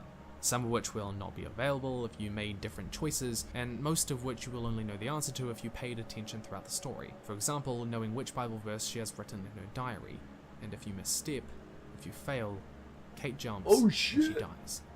There is no save point, there is no rewind, there are no second chances. Honestly, this section of the game hit me personally, hit me harder, because I've been in that position where I get a text from someone I love saying goodbye, and not being able to stop them attempting. I wouldn't be able to get there in the time, I couldn't say the right things. I couldn't stop them trying. I felt responsible for them, and I felt guilty because I knew that I was one of the only people in the world who could. These sorts of games change how we interact with fiction because of agency, and the psychological mechanism we discussed before called the locus of control, which is about where we perceive power in our lives coming from. It can be either internal, meaning it's within our control, or external, meaning things are controlled by the world around us. Depending on the issue, both internal and external can be good. Fiction like Paper Towns, where we can't control what characters do, reinforce that external locus of control. We can't influence the actions of the characters that we may or may not identify with. And that is actually a healthy thing to learn. We can't control others. And in the wake of suicide attempts, though abusers and negligence can contribute to the attempt, helping those around the person accept that they cannot blame themselves for what happened is really hard to do. I would know. Feeling responsible for people you care about is only natural, and it's incredibly difficult to shift that locus of control from internal to external, especially when you're stuck in this cycle of, if only I said this, if only I did that. But stories like Life is Strange place us in the position where we are the only variable in the game that can cause change. If something goes wrong, then nothing else could have stopped it but you. It reinforces that internal locus of control when it comes to the lives of others. I saved Kate, but when the game first came out, 50% of people failed on that rooftop. This doesn't mean that the story itself is problematic though. The bystander effect is real, a socio-psychological phenomenon whereby people are less likely to help when more people are also standing by. Giving people a sense of responsibility to reach out like Max does by shifting that locus of control internally may be a positive for some people, especially in that first unaffected or unaware of group. But that's more of a personal thing. That's about my experiences that not everyone will have, and I do love the game. I'm very attached to the characters and the story because of that personal dimension. No, the problem with interactive games when it comes to mental health is what we'll call the boss problem. Games are usually structured around obstacles that must be overcome or defeated, and fitting mental illness into this framework is difficult. Much like writing a good story, reducing mental illness to a challenge to overcome by picking the right dialogue, choosing the right therapist. It's important to understand that while the bystander effect is can real, it's still make it more seem likely to receive incredibly help before easy people are to standing overcome by. and win Very it. true, It Levi. becomes a mathematics problem, which doesn't really reflect the reality that we can't calculate our way to recovery. Life is Strange, I think, actually does this better than others, as well as games like Alice: The Madness Returns. And I think that's because the primary reward in those games becomes the fact that you overcame the mental illness, not new abilities, equipment, or experience points, which are used as reward tokens in most games. These games recognize that there's inherent value in overcoming mental struggles, and so the agency we are given becomes a way to model overcoming trauma in real life. Part 6. What good amid these, O me, O life? So, where the hell does this all leave us with? I want to caveat this by saying that I've primarily drawn from my personal experiences as both a helpline counselor and from my personal life. So my emphasis has been on self-harm and suicide. But there are very real and very valid mental illnesses that I didn't discuss in detail here. And I don't want that emphasis to reinforce the "there is no Warren Ba Sing Se" mentality that a lot of people struggle with, where they aren't sure if their mental illness is valid because it isn't talked about in the mainstream enough. No, these are just more about My own mental illness is my creativity. How do we write a good story that deals with mental illness? There are some clear things that we can do, like don't show the suicide and don't show the method, and Lauren Thomas writes about the importance of double-voiced narratives, like it's kind of a funny story, where negative ideas like counseling doesn't help are challenged by other characters in a way that encourages seeing both sides. You can ensure that it's never depicted as simple to Yeah, and despite not dealing with suicide, just dealing with like depression in general over an event and shutting yourself off and just like lonelyizing yourself, the people around you are the most important thing in that situation. And that's where it's like, I want as the reader to be like, who's that? I fucking listen to them, they're so right. resolve. You have to do your research, add trigger warnings where you think they're appropriate. Other experts have encouraged writing in third person so as to not limit the perspective of the narrative. But a lot of these changes are mostly just the main thing about it is because it is in first person and it is going straight through Husai's thoughts and, like it said, confiding in the reader. Even though he's not thinking suicidally, he is thinking that like nothing else matters. Like, why ever be an adventurer, you know? And it's just like this internal dilemma that he's having. Cosmetic. See, the truth is, and you get to see the full depth of it. I don't Depth and know. scope. This video has been about how totalizing theories about how to write mental illness in fiction are broadly unhelpful. So offering one in return would be redundant. Life lends itself to complexity before it lends itself to answers. One of the biggest challenges as a suicide helpline counselor is walking the line between validating pain, like whatever might be causing them to self-harm, and endorsing it. It's natural for the untrained person to go, okay, and freak out and no more self-harm and not listen to why they're self-harming, validating them in that way. And that's actually really important to their recovery, to emerging from that. It's really crucial for getting them to stop. And there's kind of a similar struggle in fiction. Do we give hope for healing or validate the long-term struggle? Do we explore difficult issues, or do we... J-Park 9 alert! My sweetie, Hatred was just telling me he used to arch Commander Consummate and thinks he'd be a perfect match for us. I'm not that interested. Are you smoking? Who? You. Why? What why? Are you smoking? Maybe. What? When did you start smoking? 1989-ish? So you have been lying. All makes sense. The filled ashtrays, the burning pine-scented hairspray. Yes, I'll say it. Her 3-pack-a-day voice?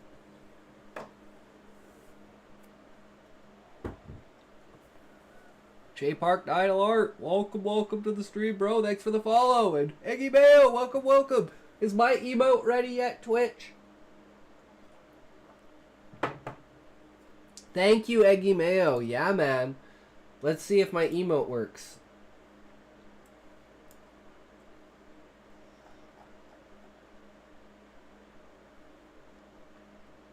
Yeah, it's the only one. I put Lurker in there. But it says it's pending, so I guess it needs to be approved. But apparently I have 25 slots. So we got some shit we gotta do. So we're gonna swap some shit around tomorrow, because that's our weekend. Well, tomorrow's our Friday. So then we'll have all the emotes and everything.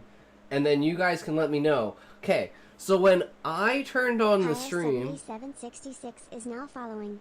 Holy shit. Thank you, Higher 7766. Hi, sweetie. The Hatred was just telling me you used to Arch Commander Consummate. Let's fucking go, boys! For us. I'm not that interested. Are you smoking? Who? You. Why? What, why? Are you smoking? Maybe. What? When did you start smoking? 1989-ish? So you have been lying. It all makes sense. The filled ashtrays, the burning pine-scented hairspray. Yes, I'll say it. Her 3-pack-a-day voice?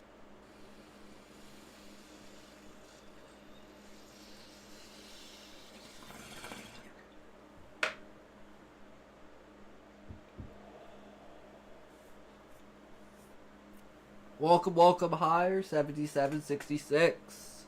How are you doing? Welcome to the stream. Oh.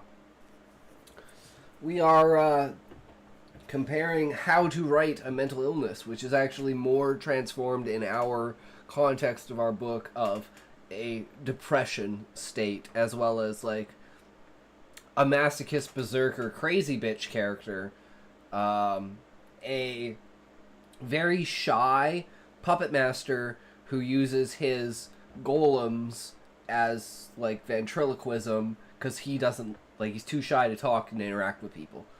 So he basically mimics other people and then has them like talk to themselves. And then the Viceroy, who is like a split personality for reasons. Protect people from triggers. Do we confront the problem, or do we show things that might help make it bearable? It's hard.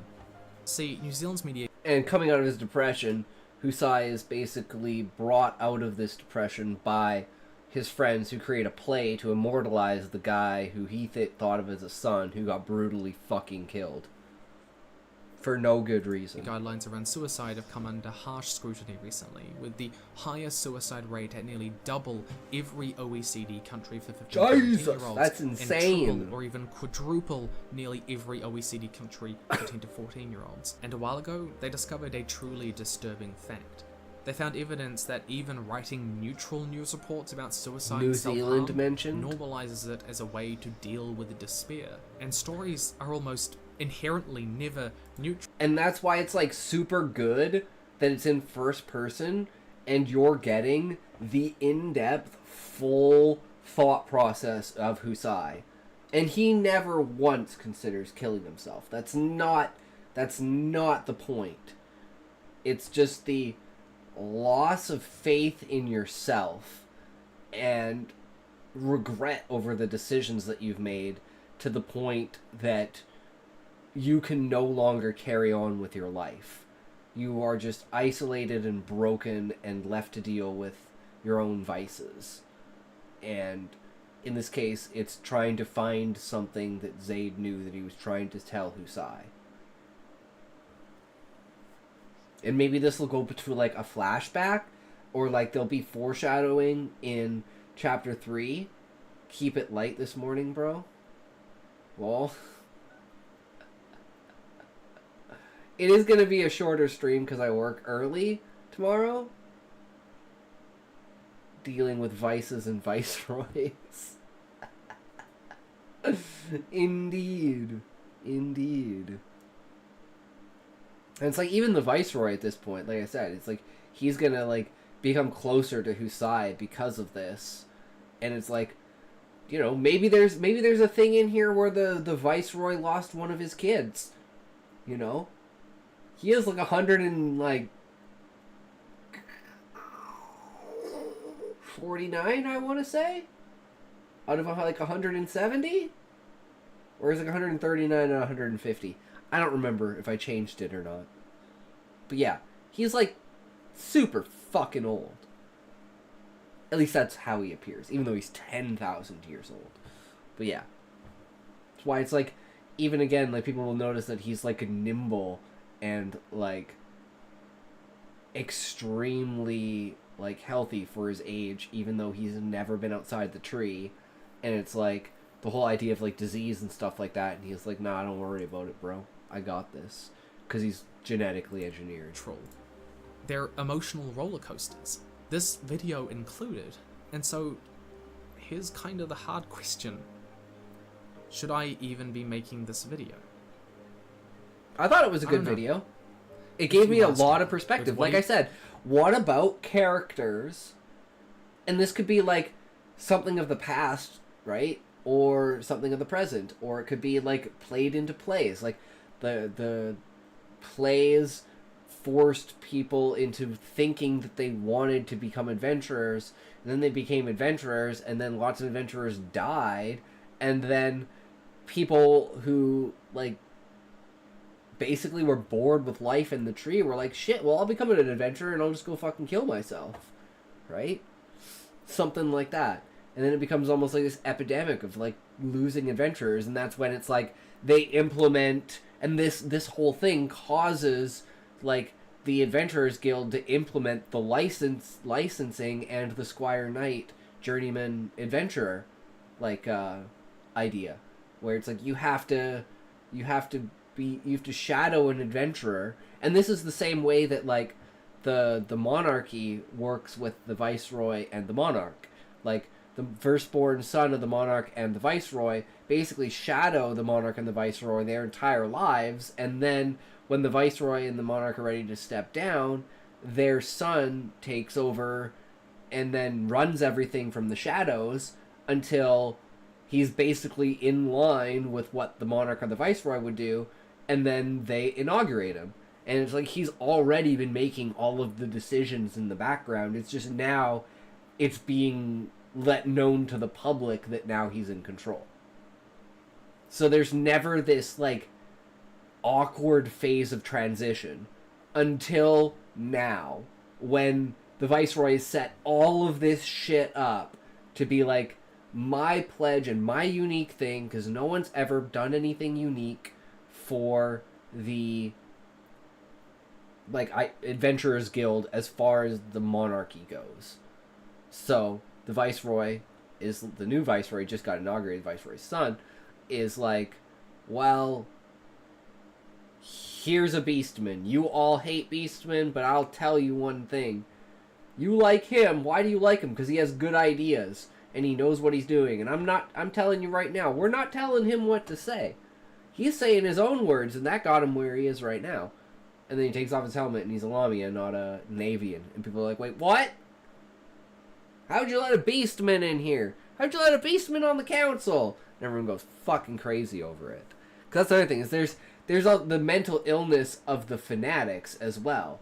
Like, they're so ingrained in their conspiracy theories and their, like, ideas about things that they're in their echo chambers of friendships, that they are literally to the point of attacking an elected official at the inauguration, basically, of royalty. It's like, guys, we're in, like, and inside the palace of the tree as well. Like, kind of retarded to do, but that's what people who are fanatics do. Or that's what fanatics do. So, whatever it may be, I've linked a number of resources down in the description below that I think this is the end of the video, though. And if you know someone who is struggling, go and talk to them. Check up on them. One of the biggest hurdles to getting help is initially reaching out, feeling that they can do so, feeling that it's okay, and you can break that barrier first.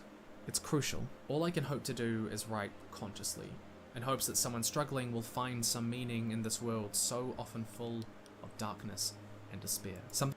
That's kind of why it's like the main other book that I want to do is the compilation of short stories.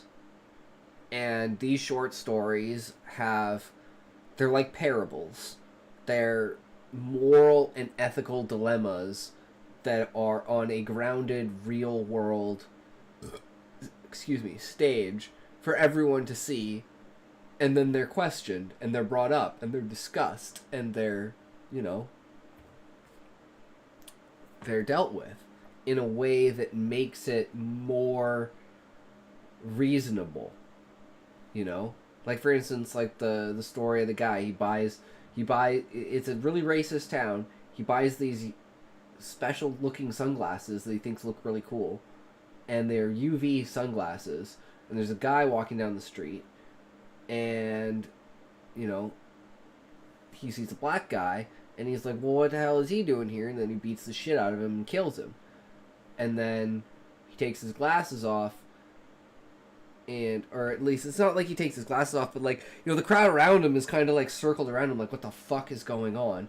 And Pixel gave me a great idea as well. It should be, and then someone comes up to him and slaps his face, knocks the glasses off of his head, and he looks down and he sees his son.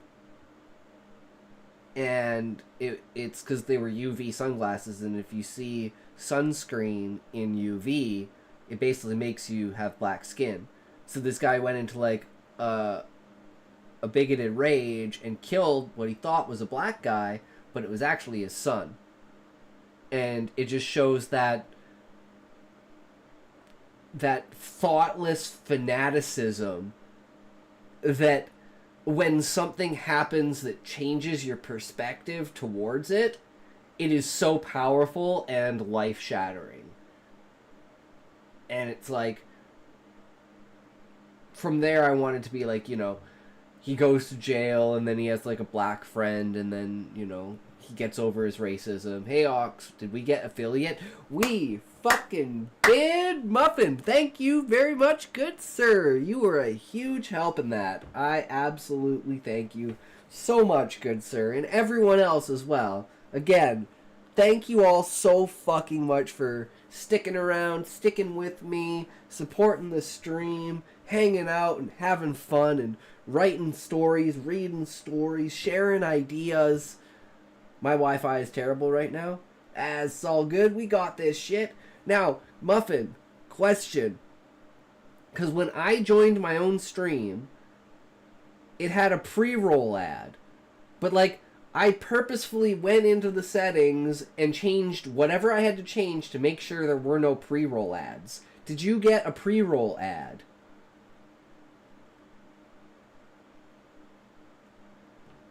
And yeah, so I don't know if it's just not updated, or if, okay, you didn't? Because I'm pretty sure, like, you'll get a pre-roll in the first half an hour of the stream, because it doesn't play an ad until half an hour. But it should play 1.5 minutes of ads every 30 minutes, so I don't have to have pre-rolls. That's the only way I can't have pre-rolls. And the lowest number I can get is 30 seconds an hour. But then I have to do a 3-minute pre-roll every time someone joins the stream. I'm like, fuck that. That is some bullshit. I hate pre-rolls. I don't mind the ads, but pre-rolls, because I jump from stream to stream to stream, right? And it's like every time I refresh, it's like, well, I fucked it. It's so fucking annoying. So I wanted to make sure that I don't have pre-rolls. But yeah, so great video. Definitely dealt with suicide more than I thought, and didn't really touch on any other topics, but we did get perspectives and stuff. And then this reminds me that I don't have any Reddit stories pulled up, so let's find some Reddit stories. Pre-rolls, I just don't bother. I just skip to someone else. Yeah, I'm the same way, and I'm like, I don't want my stream to be like that. So that's the one thing I was like, I hope I can get rid of pre-rolls. I think if you join within the first 30 minutes of the stream, you automatically get a pre-roll because an ad hasn't played yet, and it's like buffering. So it's like you'll watch the pre-roll, but you won't get the ad at the half-hour mark. I'm pretty sure, or some shit like that. I don't know, but let's go. Where's Reddit? Damn it, my phone doesn't stay connected to the Wi-Fi network. I just reset it. Lame. Short stories. Okay, what do we got? Interesting. Mortal Dilemma. I like the name. Pre-rolls would only be a smart idea if you didn't care about being discovered. Yeah, exactly, right? But that's kind of one of the biggest things. And that's like one of the hardest things on Twitch is discoverability. So not having pre-rolls is a huge thing.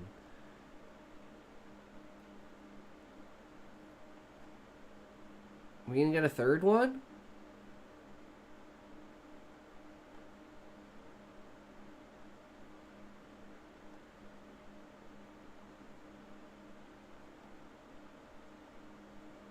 Demon's Lair?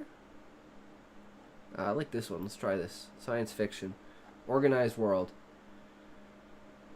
You just got an ad? There's supposed to be... Like, I set up a thing that said it's supposed to warn people... What is it? I have no idea. Let's find out, guys.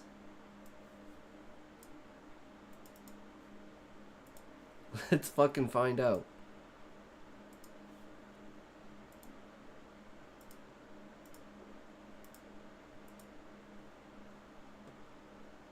So we've got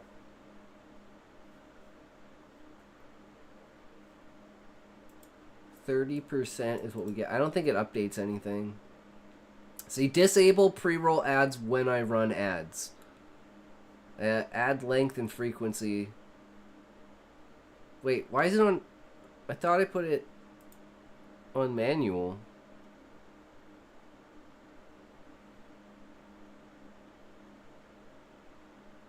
Yeah, a minute and a half every 25.5 minutes.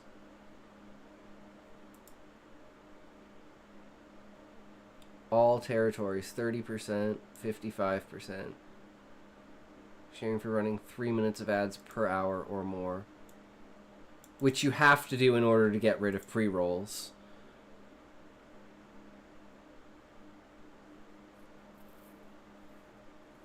It says enabled. But then it says disable down here for pre-roll ads. Because you can't technically... It says run 3 minutes of mid-roll ads per hour during your stream to fully disable pre-roll ads. It's the only way to do it. I don't know why I'm saying this, but right now I'm terrorizing my toilet. I've had curry the past few nights and 2 cans of baked beans. Damn, bro. Going hard.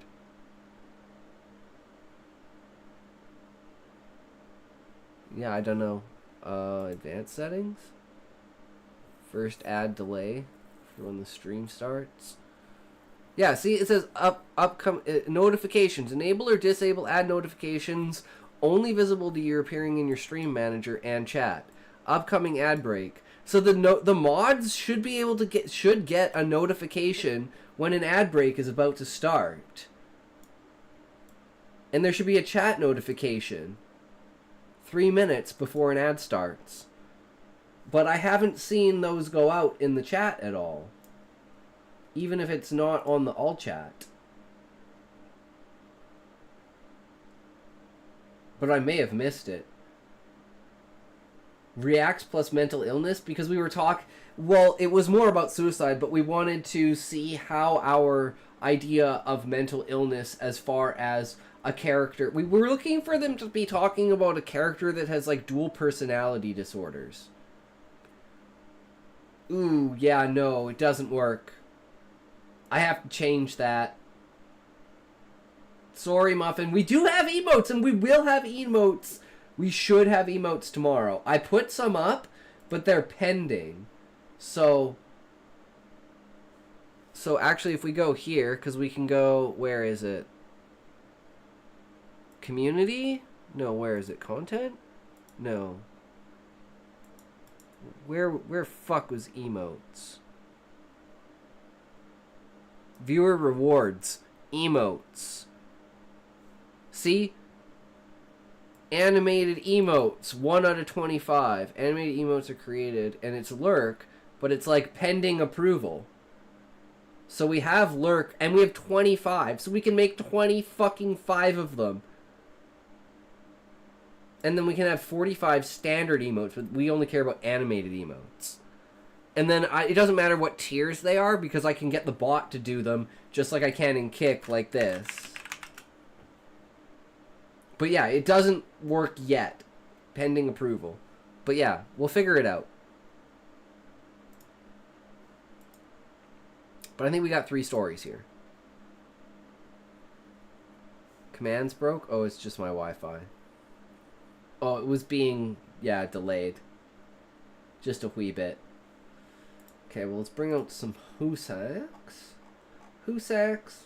Where's the Husaks? Whoops, no. Wrong direction.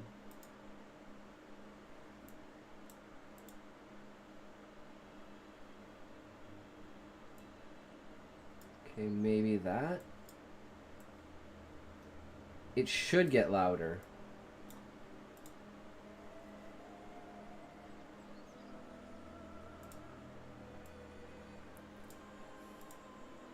But yeah, we technically do have one emote.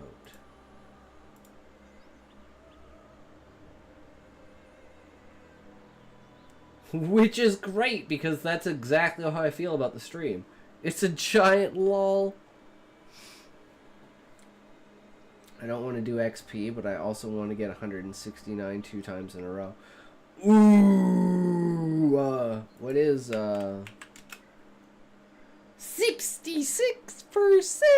Fuck! I'm bad.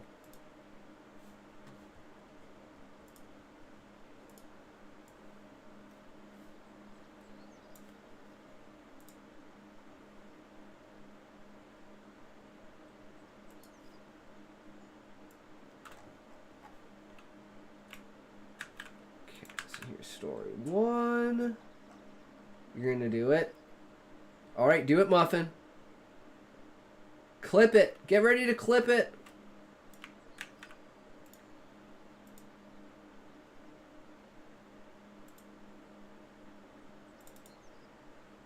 Ooh! That's pretty fucking good, but still. Ooh!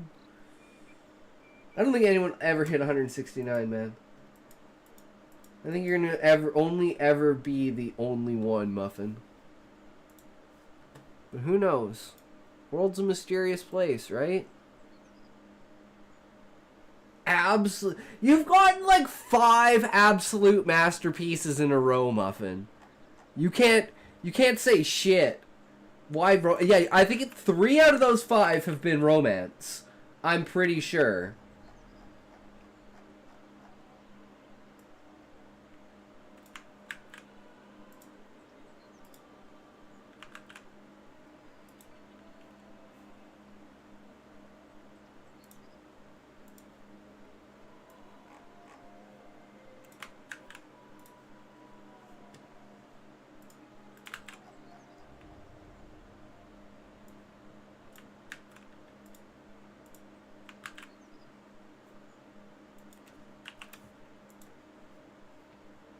Alright, we got the stories.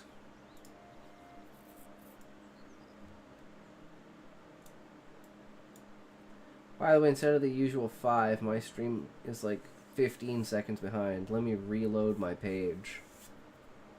Yeah, it'll probably like buffer and then take a second.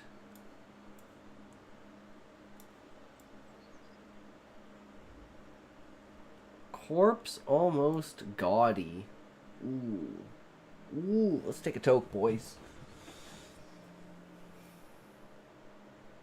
And I don't think we're going to have time for me to read any of my stories, but we're going to go straight into Monster Hunter after this.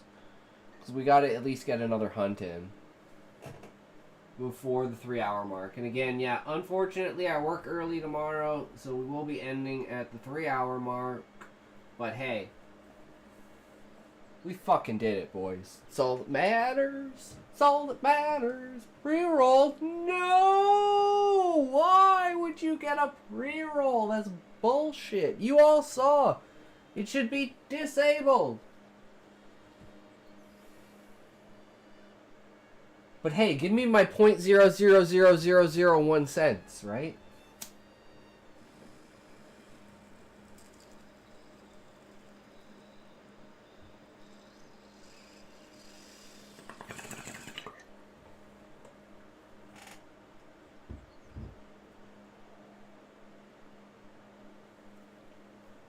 You have to actually buy it, Muffin, by going to the interface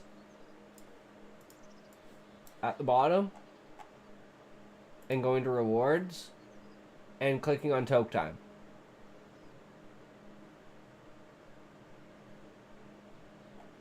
Should be at like the very bottom of the stream. And you go from ranking to rewards. I also did this one, but you can only do it on Kick. Well, I mean, it only works on Kick with this. I forgot to do it on Twitch, but I changed this. So it gives a thing. Somebody gonna get hurt real bad. Somebody gonna get hurt real bad. Don't know who, but I think you know him.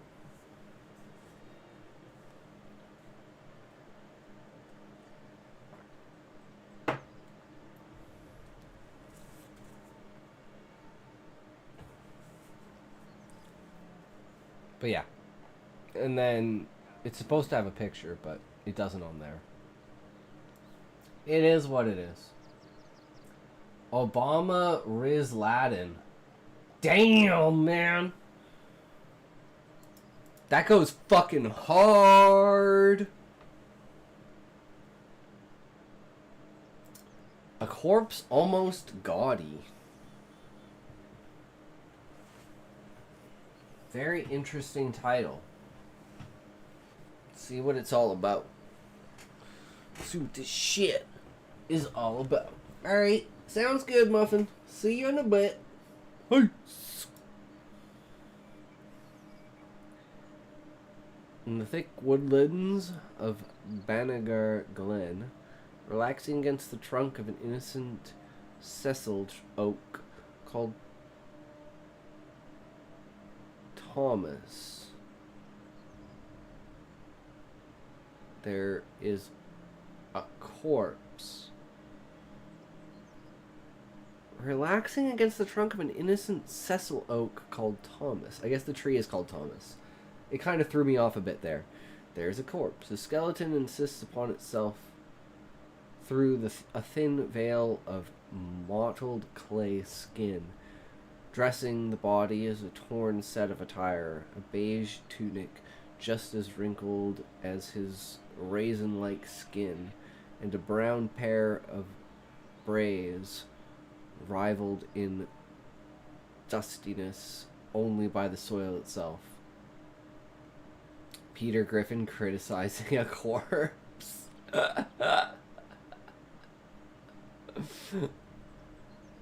One may also be inclined to assume him a poor man if it weren't for a multitude of gold jewelry peppered across his entirety.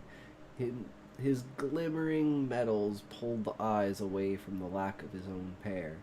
A sunflower blooms from his right socket. A young poet put it best when, upon its discovery, they called him a corpse almost gaudy. With a crooked smirk revealing golden teeth, the corpse floated limply, rising from the chest, first to his feet. The poet stumbled back at the body's sudden resurrection, scrambling for words he'd become so used to always having. What are you, a demon? Fear hung upon every word, a natural, albeit cowardly, response in necromancy. A demon? I am more a zombie, but I care for you. I care not for the rotting term. I am a prince, young sir, and you have given me a wonderful name. The corpse christened himself with the poet's insults, relishing in the gall it takes to don an insult as not just a title, but a name. Now, a corpse almost gaudy grinned his golden glee. You've given me something, and thus I owe you something. Have you any wishes, young sir? He helped the poet to his feet. Even with only an inch under the corpse, the poet felt dwarfed in size. Thinking himself a scholar, the poet asked in light breath, "What? Who are you?" A corpse almost gaudy smile hushed into a smirk. "You've asked that before, but if you insist, I shall answer in more detail." He nudges the poet as though they've been friends for years. The poet simply shivers in response. "I'm a prince. We are the same flesh and blood, even if I lack the latter. Our greatest differences are differing parents. You are a child of wife and husband. I am the child of son in the glorious city of London. My sister and I possess no greater magic than any other mortal man." He applauded himself with a bow and looked back to the poet, who stared dumbfounded. You're the son of a city?" Corpse returned a befuddled look. "Is that not what I just said? The sun guided her construction. Myself and my sister were the first things born from that city's first industrial whale." Poet glanced around his thoughts before asking, "What are you the prince of?" Corpse took a deep breath, his body whistling like a flute before proclaiming, "I am the prince of wishes and desires. Now I ask again, have you any wishes, young sir?" Clear impatience bubbled under this tone. Poet almost shielded himself from the corpse's sudden sternness, pleading, "I have one more question, if I may, sir." Corpse sighed with the same whistle from deep within his lungs. "You may, but it shall be the final question." The poet nodded and asked, "Who's your sister?" An almost bored expression crept across the corpse's face. "A swan in the desert. I always envied her name. But now you've given me one worth saying. She is the Sage of Love. I'm sure an artistic type like you has met her before." The poet shook his head. The corpse nodded. "Now, for the final time, give me a wish, young sir." The poet looked down and considered what to wish for, or if he should wish at all. A literary man like him read so many tale warnings and genies, and "I'm not a genie, do not compare me to such, and just wish," the corpse snapped. Poet's heart sank. He felt exposed by the corpse's judgment. He panicked and grasped for something simple, praying it would not be twisted. "I wish to be famous, a famous poet." The corpse slumped for a moment. "You are immensely boring, but fine." He raised his head and looked down upon the poet. The poet stood and watched helplessly as the corpse shoved his own hands into his arid mouth and reached down its throat, slowly regurgitating his hands. The corpse removed a collection of perfectly dry papers from his throat and shoved them into the hands of the poet. "Release these to the public on June 13th. Do not read them until that day. Keep them secure in the leftmost drawer of a desk in your study, and make absolute certain you are asleep for at least the first hour of that day. Your suspicions of me as a genie will only be true should you violate these rules." Holding the corpse's pact in his head, the poet cradled the manuscript as though it were a child. He saw the possibilities of fame swirl in his head. A smile tugged at his lips. His suspicions melted away to the sound of crowds in his head. "Now scurry back on with your life. I thank you for the name you've gifted me." A corpse almost gaudy shooed the poet back into the forest. He returned to the sessile oak and smirked at the silently watching tree as though to mock it for its lack of intervention. Leaning back down against Thomas's trunk, the corpse, almost gaudy, would let the months turn, patiently waiting as his stomach tied in knots. The poet would return home and follow every rule without question, his doubts hushed by the possibility of such easy fame. He'd grow nearly addicted to the thrill of possibility. His colleagues noted a sudden shift from a kindly poet to an almost arrogant and talentless hermit. Every night every lock was shut and every door closed before he'd lay himself to bed, always checking the leftmost drawer, the only desk in his study, to assure his dreams remained where he left them. Paranoia filled him with each passing day as the people around him ousted him for his impetuousness. What did they know? They'd never be famous like him. Finally, one dark night at the highest hour of June 13th, the corpse wandered into London. He kissed its gates as though it were a reunion.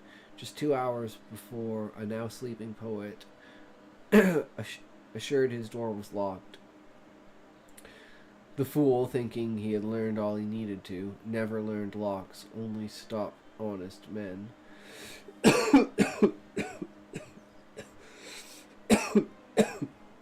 The fool, thinking he had learned all he needed to, never learned locks only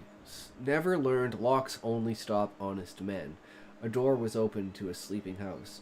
An unexpected drawer was pulled, and An assortment of papers were stolen. In truth, the papers only contained a vague scolding for their premature reading. They'd been written centuries before the poet ever found the corpse. He left glittering like a moon-birthed ghost, leaving behind a poet who would never escape the despair those papers pulled him into.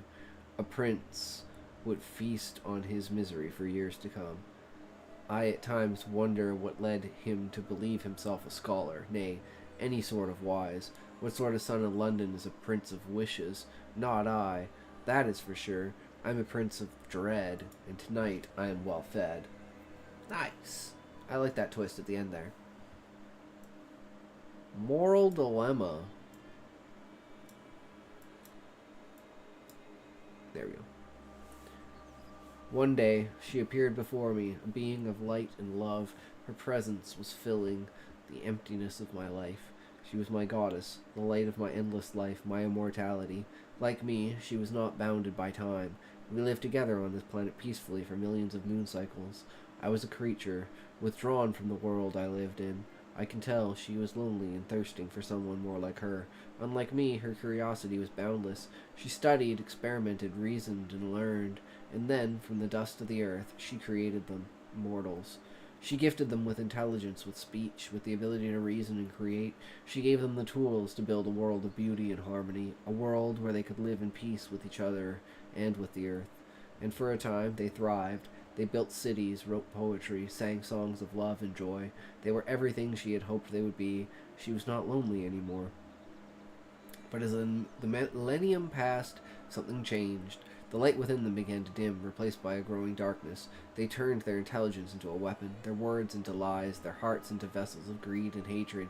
They burned the forests, poisoned the rivers, and filled the skies with smoke. They waged wars, not for survival, but for power, for wealth, for the sheer pleasure of destruction. She watched, her heart heavy with sorrow. She had given them so much, and they had wasted it all. She had hoped they would rise above their baser instincts, that they would use their gifts to create, to love, to build a world worthy of their potential, but instead they had turned their backs on her, on each other, on the gift she had given them. Finally, she could bear it no longer. The humans are the 54th trial of mortals she has created. She returned to me, her husband, the eternal companion who had stood by her since the dawn of time. I saw the pain in her eyes, the weight of her disappointment, and I reached out to her, my presence a comfort against the storm of her thoughts. My love, I said, my voice a low murmur, like the hum of stars in the void. You gave them a gift, a fragment of your own essence. You dreamed they would weave it into wonders, that they would sing your name in gratitude as they built kingdoms of light, but they have turned your gift to ash. They have forged it into chains, into bullets, into tools of their own undoing. She turned to me, her eyes like twin galaxies swirling with the echoes of creation and destruction. I thought they would rise, she whispered, her voice a melody that could break the heavens.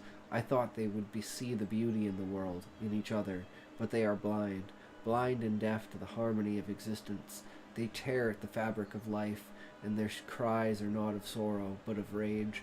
I reached for her, my hand brushing against hers, and the touch was like the collision of two stars, a burst of light, of heat, of eternity.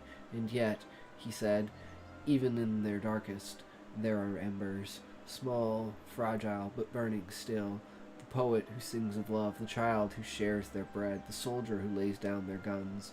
Are these not worthy savings? Are these not the echoes of your hope? She closed her eyes, and a single tear fell, glimmering like a comet as it descended. Perhaps, she said, her voice trembling, but how long must I wait? How long must I watch them destroy what I have made? The forests burn, the rivers weep, the skies grow heavy with their poison. They have turned my gifts into weapons, my love into dust. I stepped closer, my presence wrapping around her like the night embraces the earth. Then let this be their final test. My voice a thunderous whisper.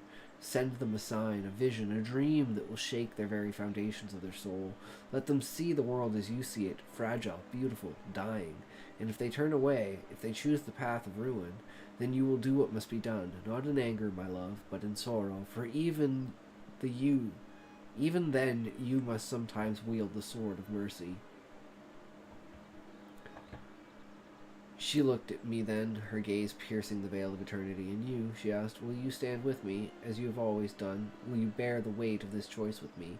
I smiled, though his heart ached. I am yours, my beloved, my eternal companion. Through the ages, through the rise and fall of mortals, I have stood by your side. If you must unmake what you have made, I will be there. If you must weep, I will catch your tears. And if you choose to hope, to wait, to believe in their fragile light, I will stand with you still. She leaned into me, her form shimmering like the dawn, and for a moment the universe held its breath. Then let it be so, she said, her voice a hymn, a prayer, a lament. One last chance, one final test, and then we shall see if they are worthy of the gift I gave them, the vision of the dying world. That night, as the world slept, she sent her vision. It came to every human, man, woman, and child, a dream that would linger in their minds like a shadow. In the dream, they saw the world as it could be, a paradise of endless force, crystal rivers, and skies alive with light. They felt the harmony of life, the interconnectedness of all things, and the joy of existence untainted by greed or hatred. Then the vision shifted. They saw the world as it is now, the forests burning, the rivers choked with filth, the skies darkened by smoke. They felt the pain of the earth, the cries of the creatures they had driven to extinction, the weight of their own cruelty. They saw themselves not as individuals, but as a collective force, a species capable of both creation and destruction. Finally, they saw a future, a world barren and lifeless, a tomb of their own making. They felt the silence, the emptiness, the absence of all that once was, and in that moment, they knew that this was the path they were on, the destiny they were forging, with every act of greed, every word of hatred, every moment of indifference. The choice.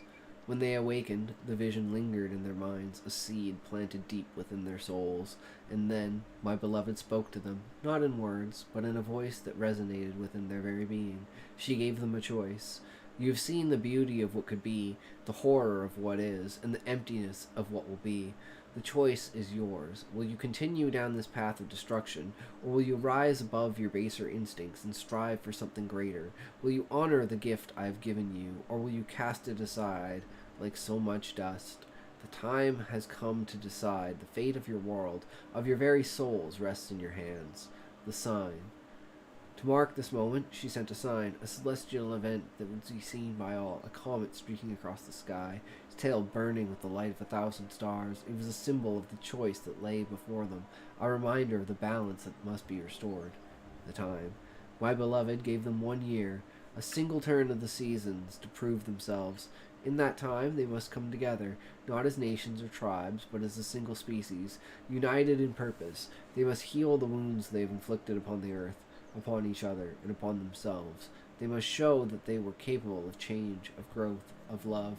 For in the end, it was not my beloved who would judge them, but the mortals who would judge themselves. And the fate of their world, of their very souls, would rest in their hands. The judgment. The year had passed, and the time of reckoning had come. My husband stood beside me, pillar of quiet strength, his gaze fixed on the world below. Together, we watched as humanity's final moments unfolded.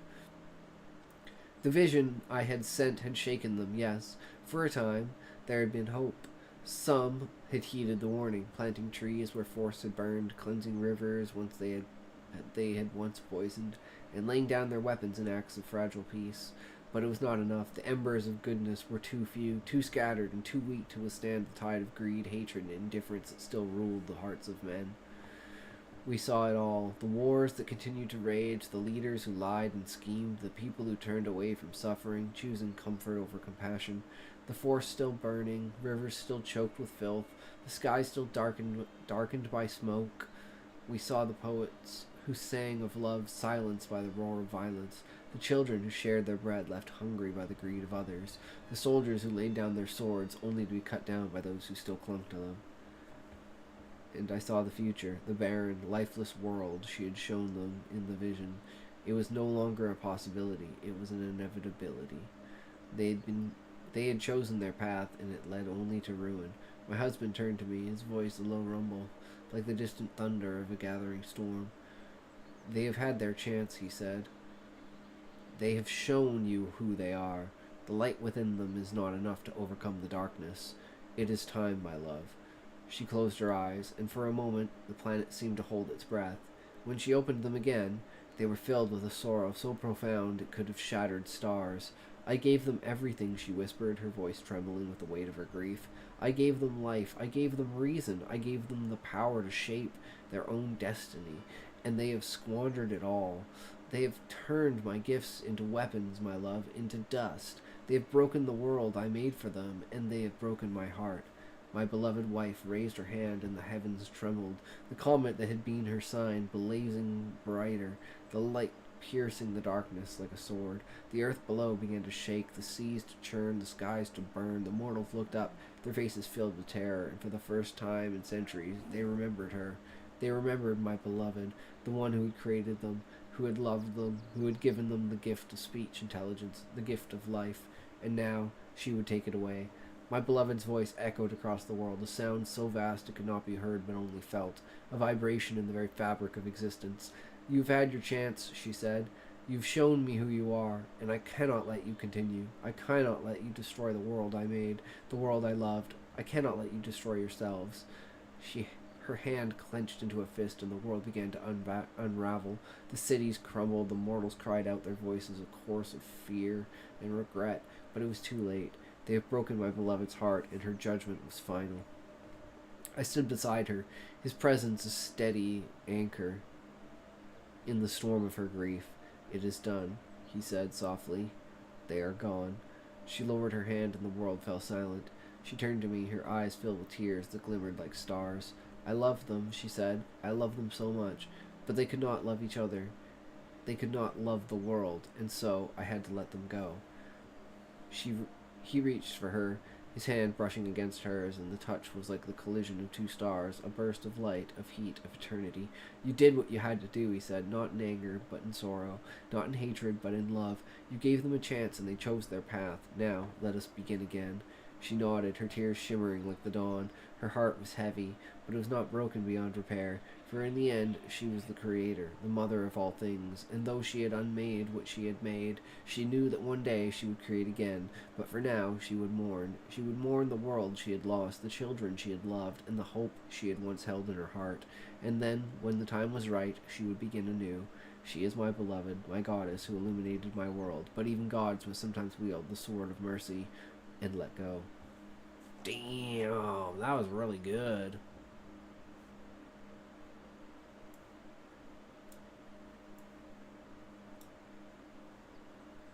The Organized World. Ooh. This is the very last moment I'll be in this city, this sick world. Launch is written on a large red button in front of me. Press. The blink of an eye, everything is black. The world relinquishes its soft tenderness, and the pit of my soul feels like someone is stepping on it with a spiked boot. A river of colors fly in from the tunnel ahead. Everything stops, then flies in again, then stops. Then, in a seemingly endless and instant state of change, boom, just like nothing happened, I'm in front of the strange-looking convenience store. Vomit. Ugh! I instantly fall on the floor, my vision is blurred. In a pool of my own blood, my stomach and its accompanied organs are sitting in front of me. There's a pain in my gut. It's like 1,000 little knives all pushing themselves out of me towards freedom. Between the incomprehensible pain and the organs being out, my body is shutting down. I'm starting to die. Now! I know this is a bad idea. I'm such an idiot. Well, it's too late now. Too late for everything. As I'm passing out, I see some gray figures in front of me. The gray figures are two men. They stop in front of me and look at me for 5 seconds. Immediately, a blue circle surrounds me and a loud voice signals, "Preparing teleportation in 20 seconds. Please stand by." What a way to die. Lol. When I awaken, I'm in a glass tube, kinda like the ones from The Matrix or Avatar. There's 3 hoses shoved down my throat. My mind tells me it's okay, but my mind tells me rip them out. As I'm about to, there's a whisper in my ear. "You were in Ward 1. Someone is here to help. Please allow them to." A man comes in and undoes all the devices on me and sits me down. "What's your name, son?" "Never mind that. Where am I?" He then spoke. "I have learned a lot about you from studying you. You were dying, and now you are undying. I learned you were from the year 1999. You've come here by mistake. But that's another story. The year is... And we are what humanity has become after all this time. Human race is 9 times 10 to the 69. Nice. strong, and everyone lives as they wish to live. Most pursue technological advancement. We have become quite skilled, moving technologically leaps forward much faster than the old human race could ever dream of possible. With all the fighting gone, everyone has used that time to better each other. We basically jump technologically from the Stone Age to the computer age each week. That is how right after time jumping here in 30 seconds into your death, you were almost instantly saved. There are already protocols for his in place, dating hundreds of years back, unchanged because they have been perfected long ago. All the knowledge is perfected, ordered, and tabled and graphed. What would take your people 30 years to learn would take us but a month. We do not age. Solve that. We don't hate. Solve that. We help and love by design. Your society was much more wasteful and insignificant, inefficient. I was flabbergasted. My whole life, my entire small tiny nothing of life, has been spent collecting some meager resources that this man tells me are the machines for that, in which they spend more time than an hour doing. What's my life been spent doing? A deep relief comes over me, something that I have never experienced before. I just fall into my chair and look up at the ceiling. I have never seen a more beautiful ceiling in my life. Beige. Oh, how I'm glad to be here and not back in the past. Interesting. Kind of went out of nowhere for no reason, but interesting. Alright. Let's do it, boys. It's that time. Monster Hunter. I'm sad. This might be 2 days in a row that Valium Boy has missed the stream. What the hell is going on? Where's Valium Boy? Oh, someone's already... Wait, no, never mind.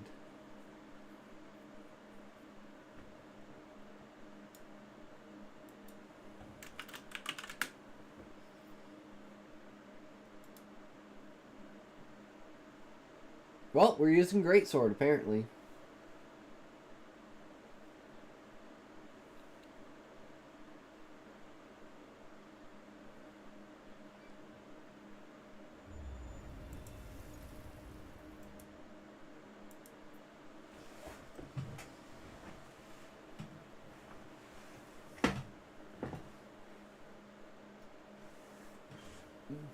I gotta open a window. It's getting hot in here.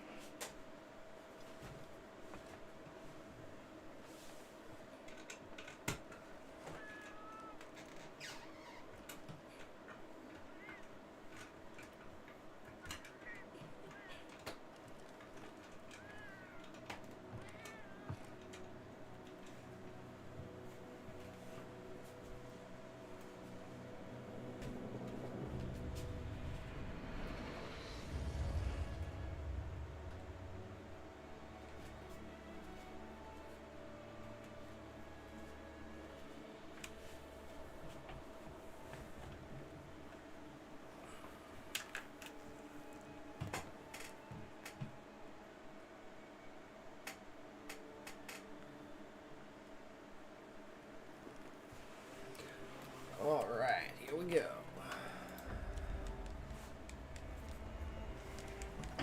Why is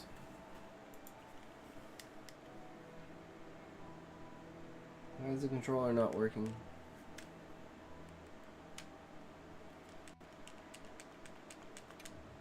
Okay. Okay. Just had to unplug it. Oh, what? Wait, what? Wait, what? Start game. I don't know what that screen was, but okay. Okay, bro. Alright, what's the next part of the quest? What's the next monster we're gonna fight, guys? What's next? Who knows? Who the fuck knows? It'll be something though, right?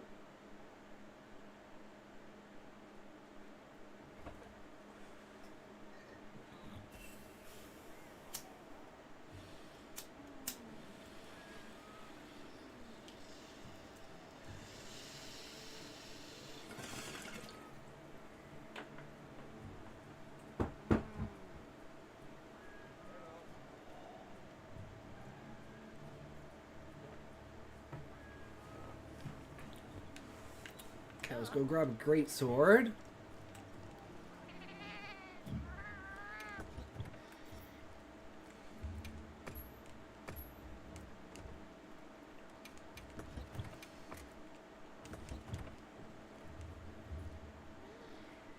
Let's check on Nada.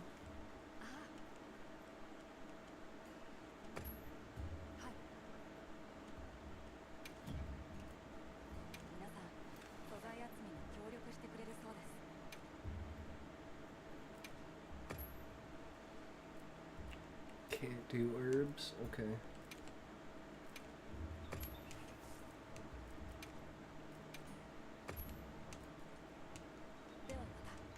Festival shares?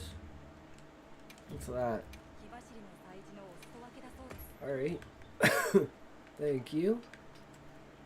Free shit, guys! Free shit!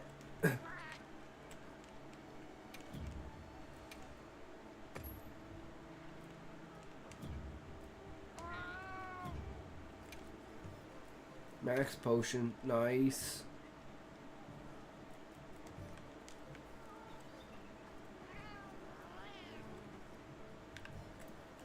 Well, what's the goal? Wait, we don't have a goal?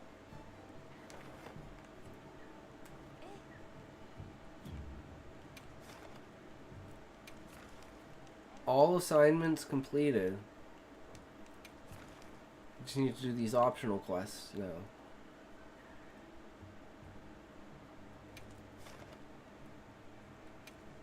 A Jarkin. Let's go.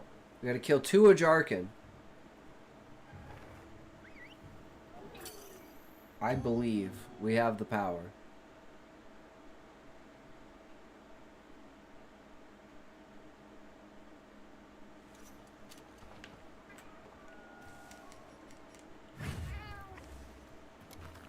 Wait, we need to eat.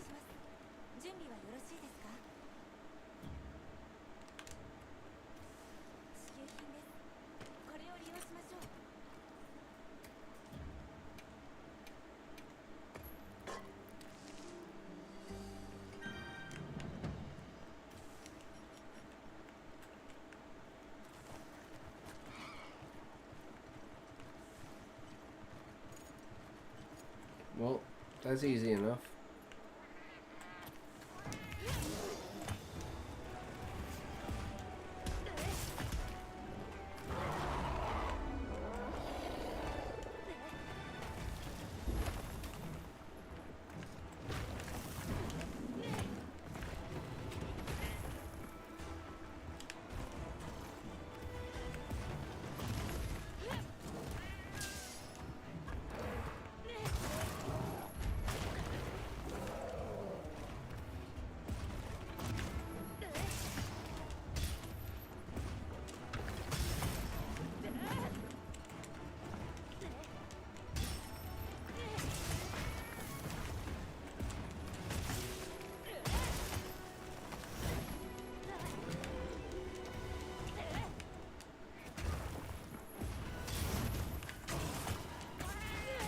Ooh, nice. I'm a nice heal happy.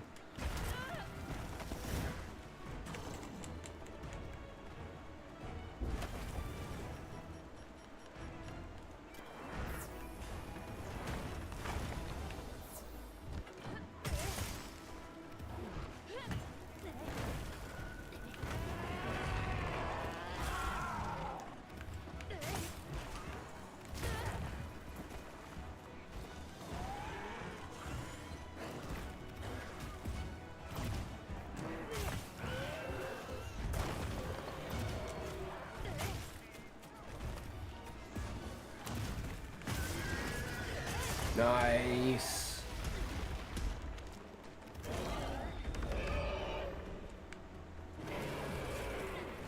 Be mad. Oh shit, I didn't expect that to hit me.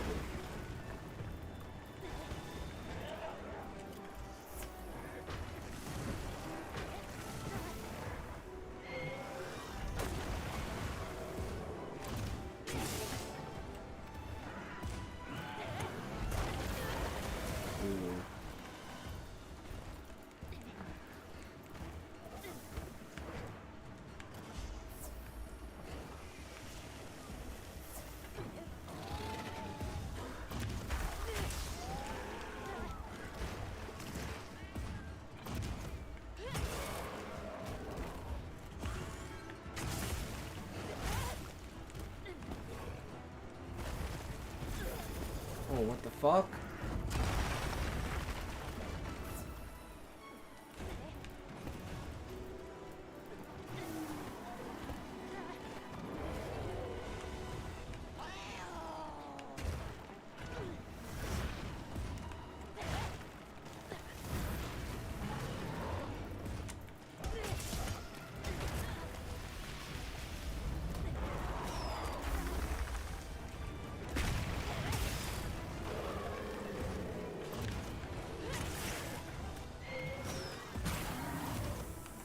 Come on, come on, come on. Oh, we did hit him. Nice. At least a little bit.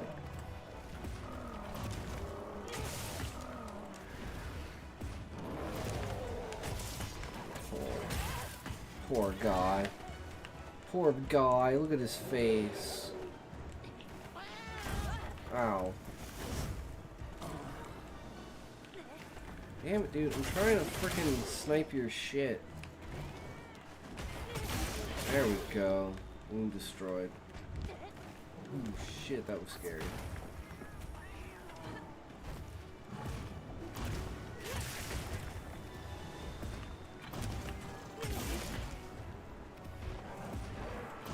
Man, he's just standing there. Oh, fuck.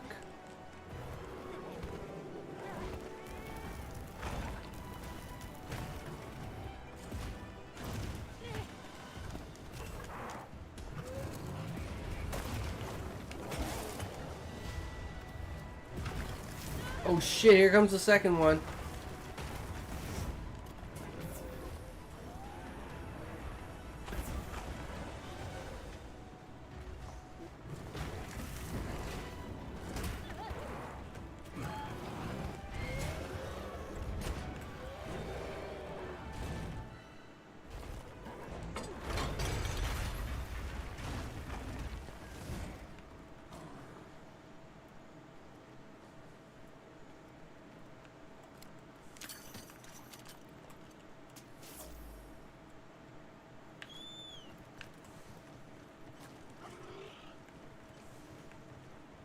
Well, that didn't work.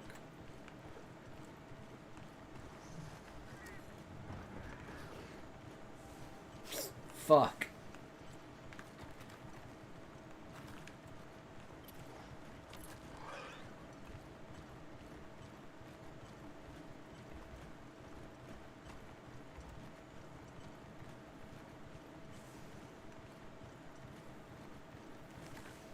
Wait, can we get through here?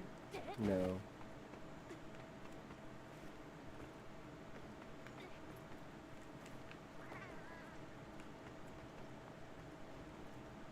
Fuck.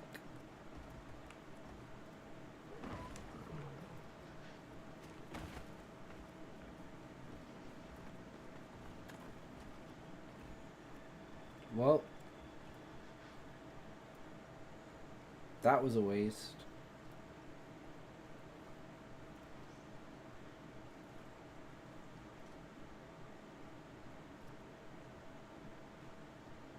I was hoping at least they'd fight each other, but they're both just chilling there.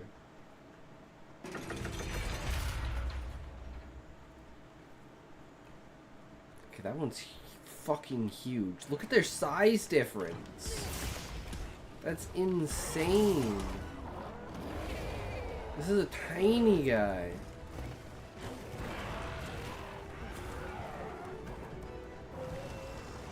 Yeah, this guy's just a little baby.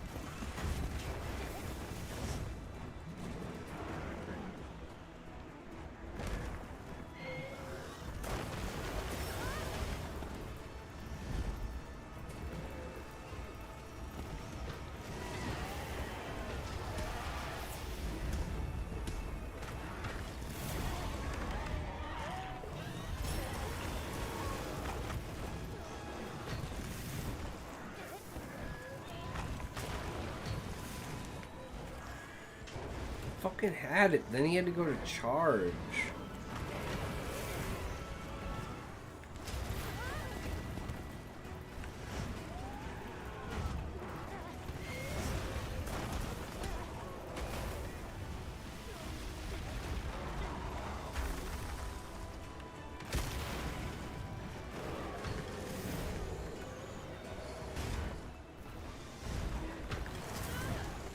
Why does he keep charging? Get over here. Where the frick is Cuck today? I don't know. I haven't seen Cuck Chair. It's rather fucking annoying trying to separate them. There we go. There we go. There we go. This is it. This is it. This is it. Come on.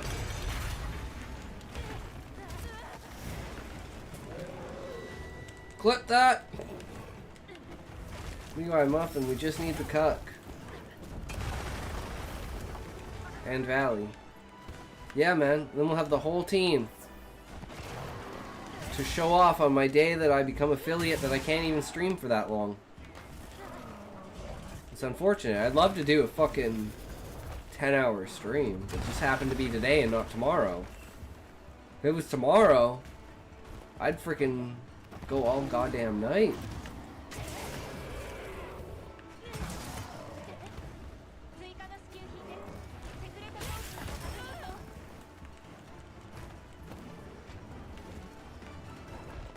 Yeah, this has been the second day in a row. Valiant Boy's not here. What's going on? What happened to Valiant Boy? I'd rather have 1 hour with the king than a million with a peasant. Yo, true, brother. Thank you, good sir. I appreciate that. Finally, we got them out.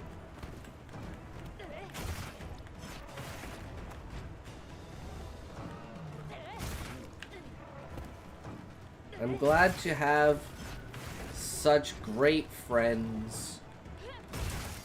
You guys should be kings of your own countries. Of your own streams. Levi is, though. Levi is a fellow king. You guys should become other fellow kings as well.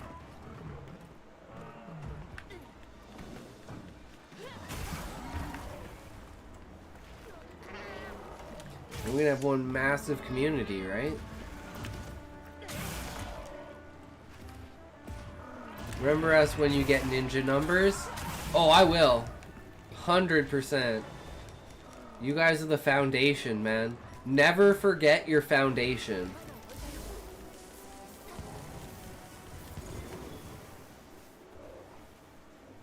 Would have streamed today, but it's rainy and walnuts fall on my thin metal roof every 5 minutes. Like I said, Levi, just like put it as ASMR. Rainy day in the jungle. I think that would be funny.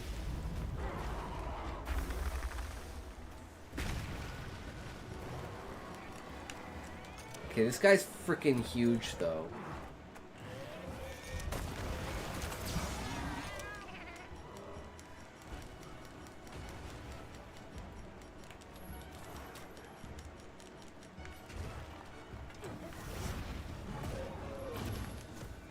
Aw, we missed. He's blind as a bat now, though.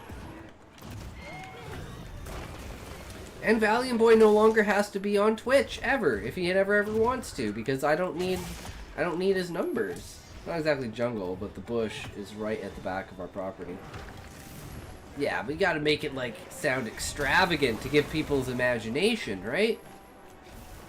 Instead of a rainy forest, to say it's a jungle. Walnuts on the roof, is that what the kids are calling it? Oh, don't have any cops around, man. Someone might unload their entire freaking clip into you.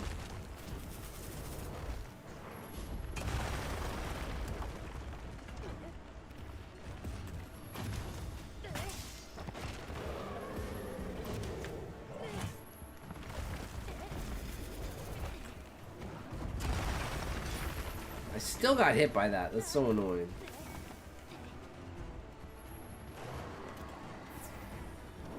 There's a walnut tree above my shed, yes.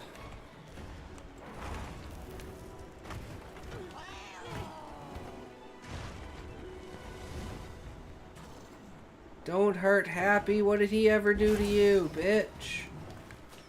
I bet there is. I bet there is. Ooh. But is there a tree in your walnut, Levi? That's the question.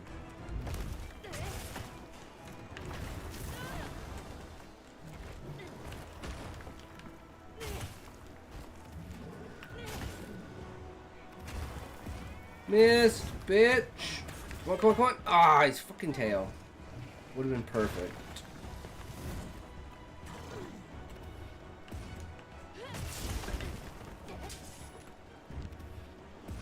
Missed, bitch. Damn, Atox always hits with the deep thinking Uno card.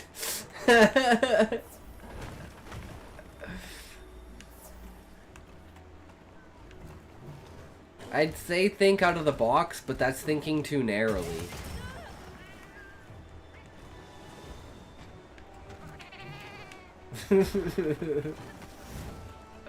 Quotes of the day, boys. Quotes of the day. There's actually one thing that I've wanted to do. I just haven't done it because I'm a lazy piece of shit, because I'm a fucking streamer. And I'm fucking lazy as shit. But I have a book of quotes from Tyrion Lannister that I've always wanted to do, like, a daily thing. Because one of the StarCraft 2 guys that I watched way back in the day when I played StarCraft 2, like, trying to be competitive, like, when I was, like, Diamond and shit, trying to go for, like, Masters before Grandmasters ever existed, he would read a saying from Sensei at the end of every stream. And I always thought that was really cool.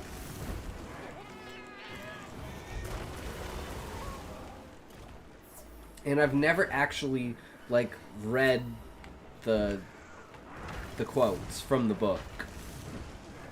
So it would be cool to go through it and do that.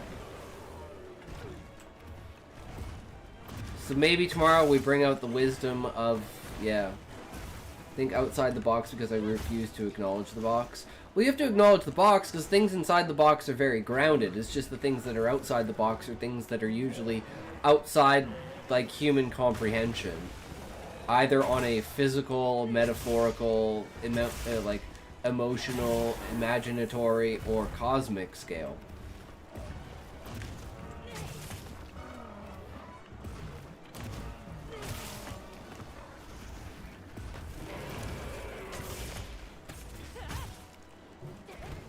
And the fact that reality is more fantastic than any fiction once you start looking at quantum mechanics and, like, basically everything to do with that. My only reality is a talk stream. Well, I'm glad. Let's get her done. Play some fucking Monster Hunter, like the big boys. Do some entertaining greatsword frickin' shenanigans.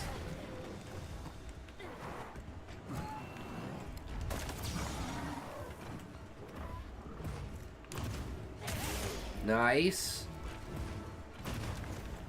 Oh! We're gonna get it. Check this out.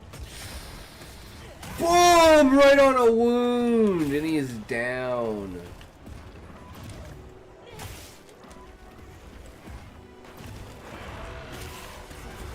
Oh man, that actually did shit damage. We kind of flubbed that because we need to sharpen.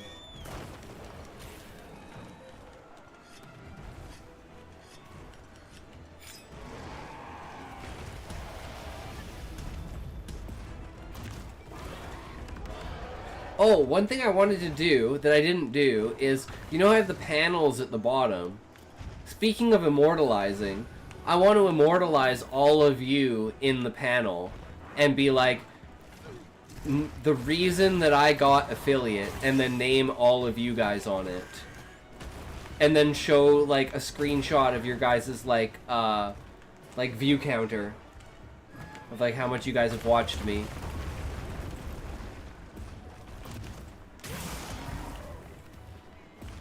And be like, these are the OGs, never forget. Then it will always be there on the stream. So even if you ever leave, know that you will still be immortalized in the stream. Because we've already accomplished everything we could have ever imagined. And everything from here on out is just gravy. But don't get me wrong, gravy's fucking good. What's the command for time viewed? Is it just time? You can do exclamation point commands and go to the command list there, and it will it's in the command list. But I don't know the exact wording of it.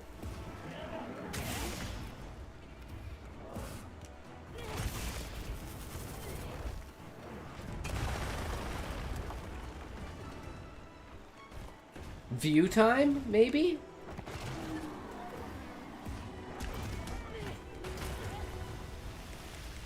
Ooh. Nope, that did not defend me from that at all. Oh shit, I forgot to change categories to Monster Hunter World. My bad. I totally forgot about it. I was gonna do it, and then why did that open in frickin' Spanish? Because Botrix is a Spanish site, you have to translate it to English. It's kinda weird, yeah. And sometimes it doesn't translate. It's kinda odd. Botrix is one of those things. He's down! Let's go!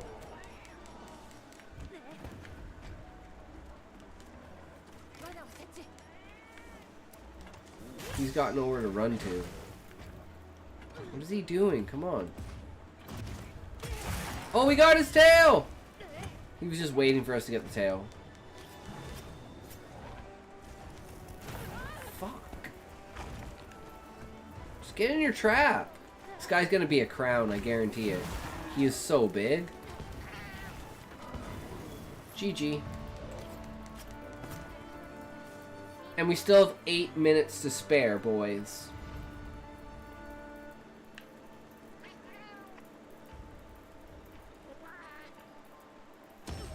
Oof! That was the blast damage blowing the shit out of us. What is the command now that I'm not fighting? Let's see. I don't see the view time command in the list. Okay, let's bring up Botrix. Chatbot commands.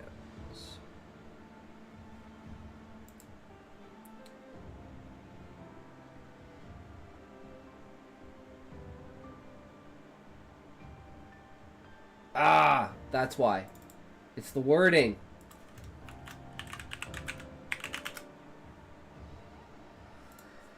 It's watch time.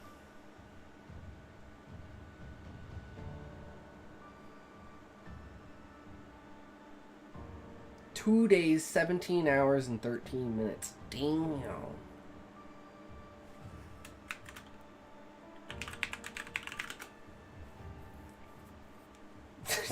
I spent like no time watching my stream on Kick, even though I spend the same amount of time watching Kick as I do, because I have them like set up sequentially so I can make sure that all of them are working.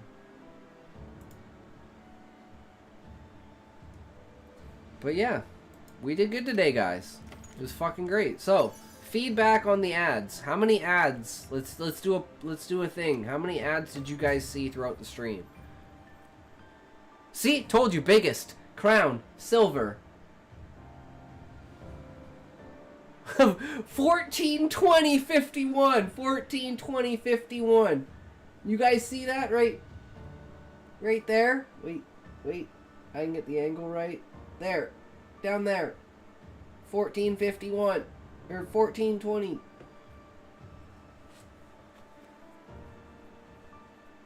Oh yeah, Levi, yes. Ads went away for you, so you're not a part of that because you subscribed. That's right. Thank you again for the subscription, brother.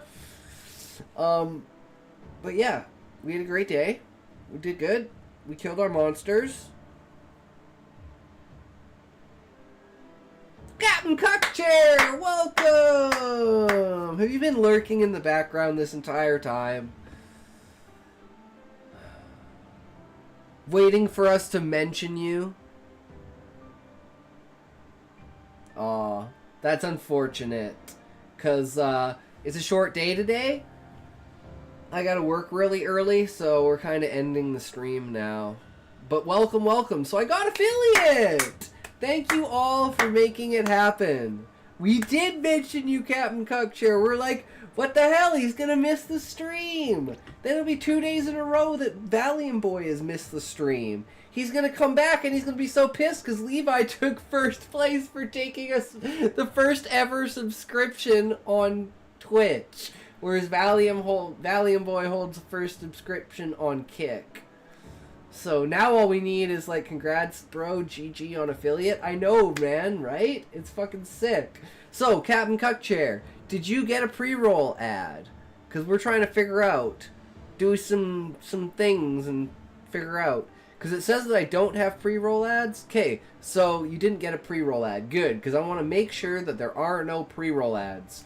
Apparently we have a minute and a half ads every 25.5 minutes. Even though the notification is not going out, but some people have said that they have received ads. So, I've made at least 1 cent. I think.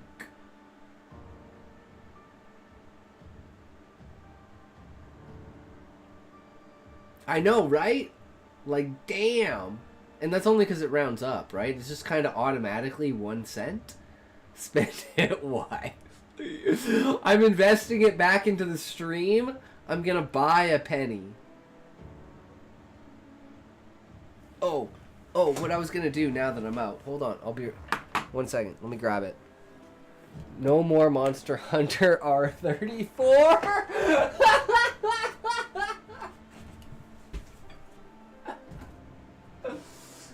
Oh my god.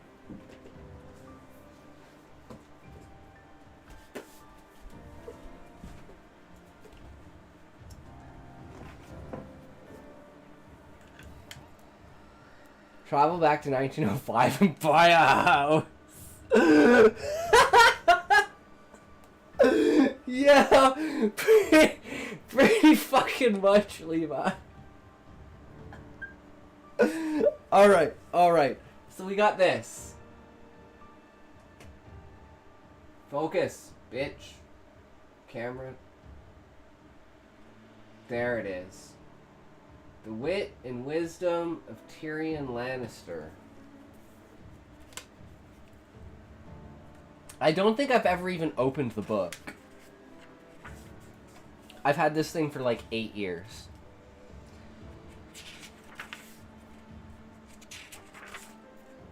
A lot of pages. Got a nice little picture of Tyrion there.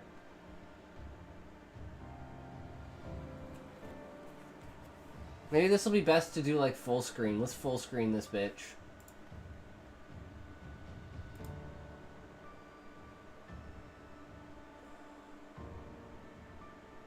Okay, it's super fucked. Fuck it. We'll just go back to this. Wait, can we do...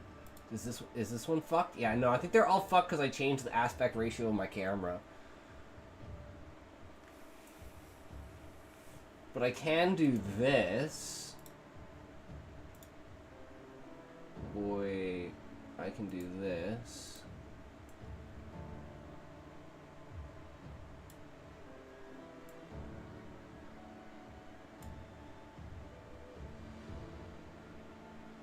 And where is it? Turn this off. There. That's at least better. Right? Okay. All dwarves are bastards in their father's eyes.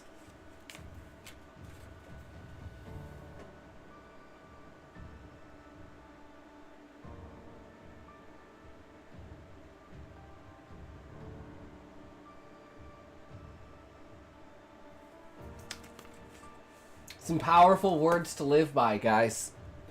Alright, that's day 1 of Tyrion Lannister. Powerful shit. Powerful fucking shit, guys. So, as always, thanks for watching, guys. Super appreciated. You are all the pillars of this fucking community. I appreciate every single one of you guys. I will engrave your names at the bottom of the stream. My based as fuck viewers. But as always, remember, if you can't say fuck you to your friends, who can you say fuck you to? Fuck you! Hell yeah, buddy, guys. And then we'll have fucking emotes tomorrow, and we'll be fucking owning, because it's gonna be a beast of a stream tomorrow, because it's my Friday, so we're going hard. Because I get off work early, which means I get to sleep between, like, let's say 9 and 12? So I get like a 3-hour nap before the stream, and then I can sleep all the next days. We can do like a fucking 10-hour stream, boys, and fucking go hard. Because I came up with an idea for a story today, so I'll pitch the story at the end of the stream. It's an Adam and Eve, like, Eve ate the apple story. But it's like a couple picking out phones, and all the phones have like either the tree name or the fruit name of like different fruits, and it's like set up like it's the Garden of Eden, and it's like God basically telling them, oh no, we don't have apple here, you can't get apple. And then, you know, Eve goes out and gets the apple, and it's like, you know, turns out like the apple was used, like is one of the only, I know it's not, but I'm just saying, one of the only that uses slave labor for its phones. And then everyone like criticizes Eve because she's using a phone that you know, is made through slave labor, even though we know all phones are made through slave labor, because, you know, that's where lithium comes from. It is what it is, boys. What are you gonna do? The fuck you gonna do? Give up your phone? Fuck no. Give up your internet? Fuck no. It's just a sad reality. Huawei has more of a concern there. I ain't giving up shit. Exactly. Convenience is king, man. It's like, remember, what video were we watching when they were talking about Star Trek and, like, the kid in the hole? And it's like the entire society is, like, putting this kid through this fucking torture because it makes their society, like, perfect. But it's at the suffering of this one kid. Yet, here we are thinking all high and mighty, and our livelihood is on, like, millions of kids, right? I deserve my chicken tendies and my talk stream. I mean, I deserve to be able to paint my nails and put makeup on stream, right? And I should also be able to, you know, drink chocolate milk and smoke weed, as well as write fantastical stories, as well as stories that are very sketchy and taboo and fucked up, as well as moral dilemmas that would cause a lot of people to be a little bit squeamish, such as The Banquet, where you're eating yourself. But no holds barred here, man. We take creativity and we plaster it wherever it goes. And if you don't like that, come back another day and you probably won't ever see the same thing twice. That's the greatest part, too. Anyways, let's find someone to raid, boys. Who we gonna raid today? Who's on? Who's on?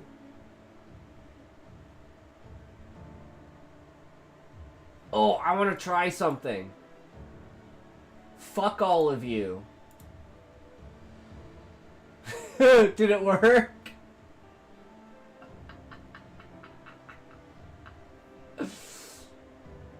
Wait, it didn't work? Oh my god, did it work? Ad break in progress. I hate watching it. I go to the thing and it's like right underneath raid. I'm right underneath raid. It's like 1 minute ad break, and I'm like, I'm pressing that. Oh my god, that's too good. That's too fucking good. Alright, let's find someone to raid. There's really no one on today. XQT. I feel like we always raid Rowan, so let's raid XQT. He's playing old school RuneScape. He was in here the other day, so I haven't had a chance to give him a proper intro. So let's get on that.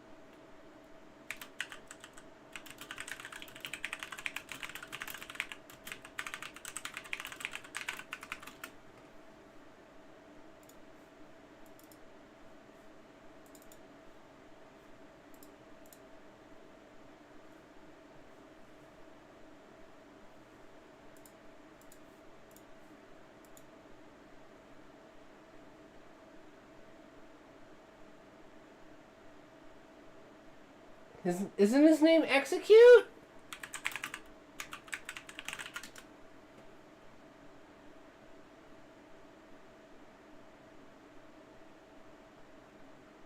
Ah, what are you talking about?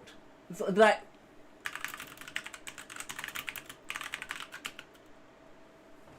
Of course it's Execute.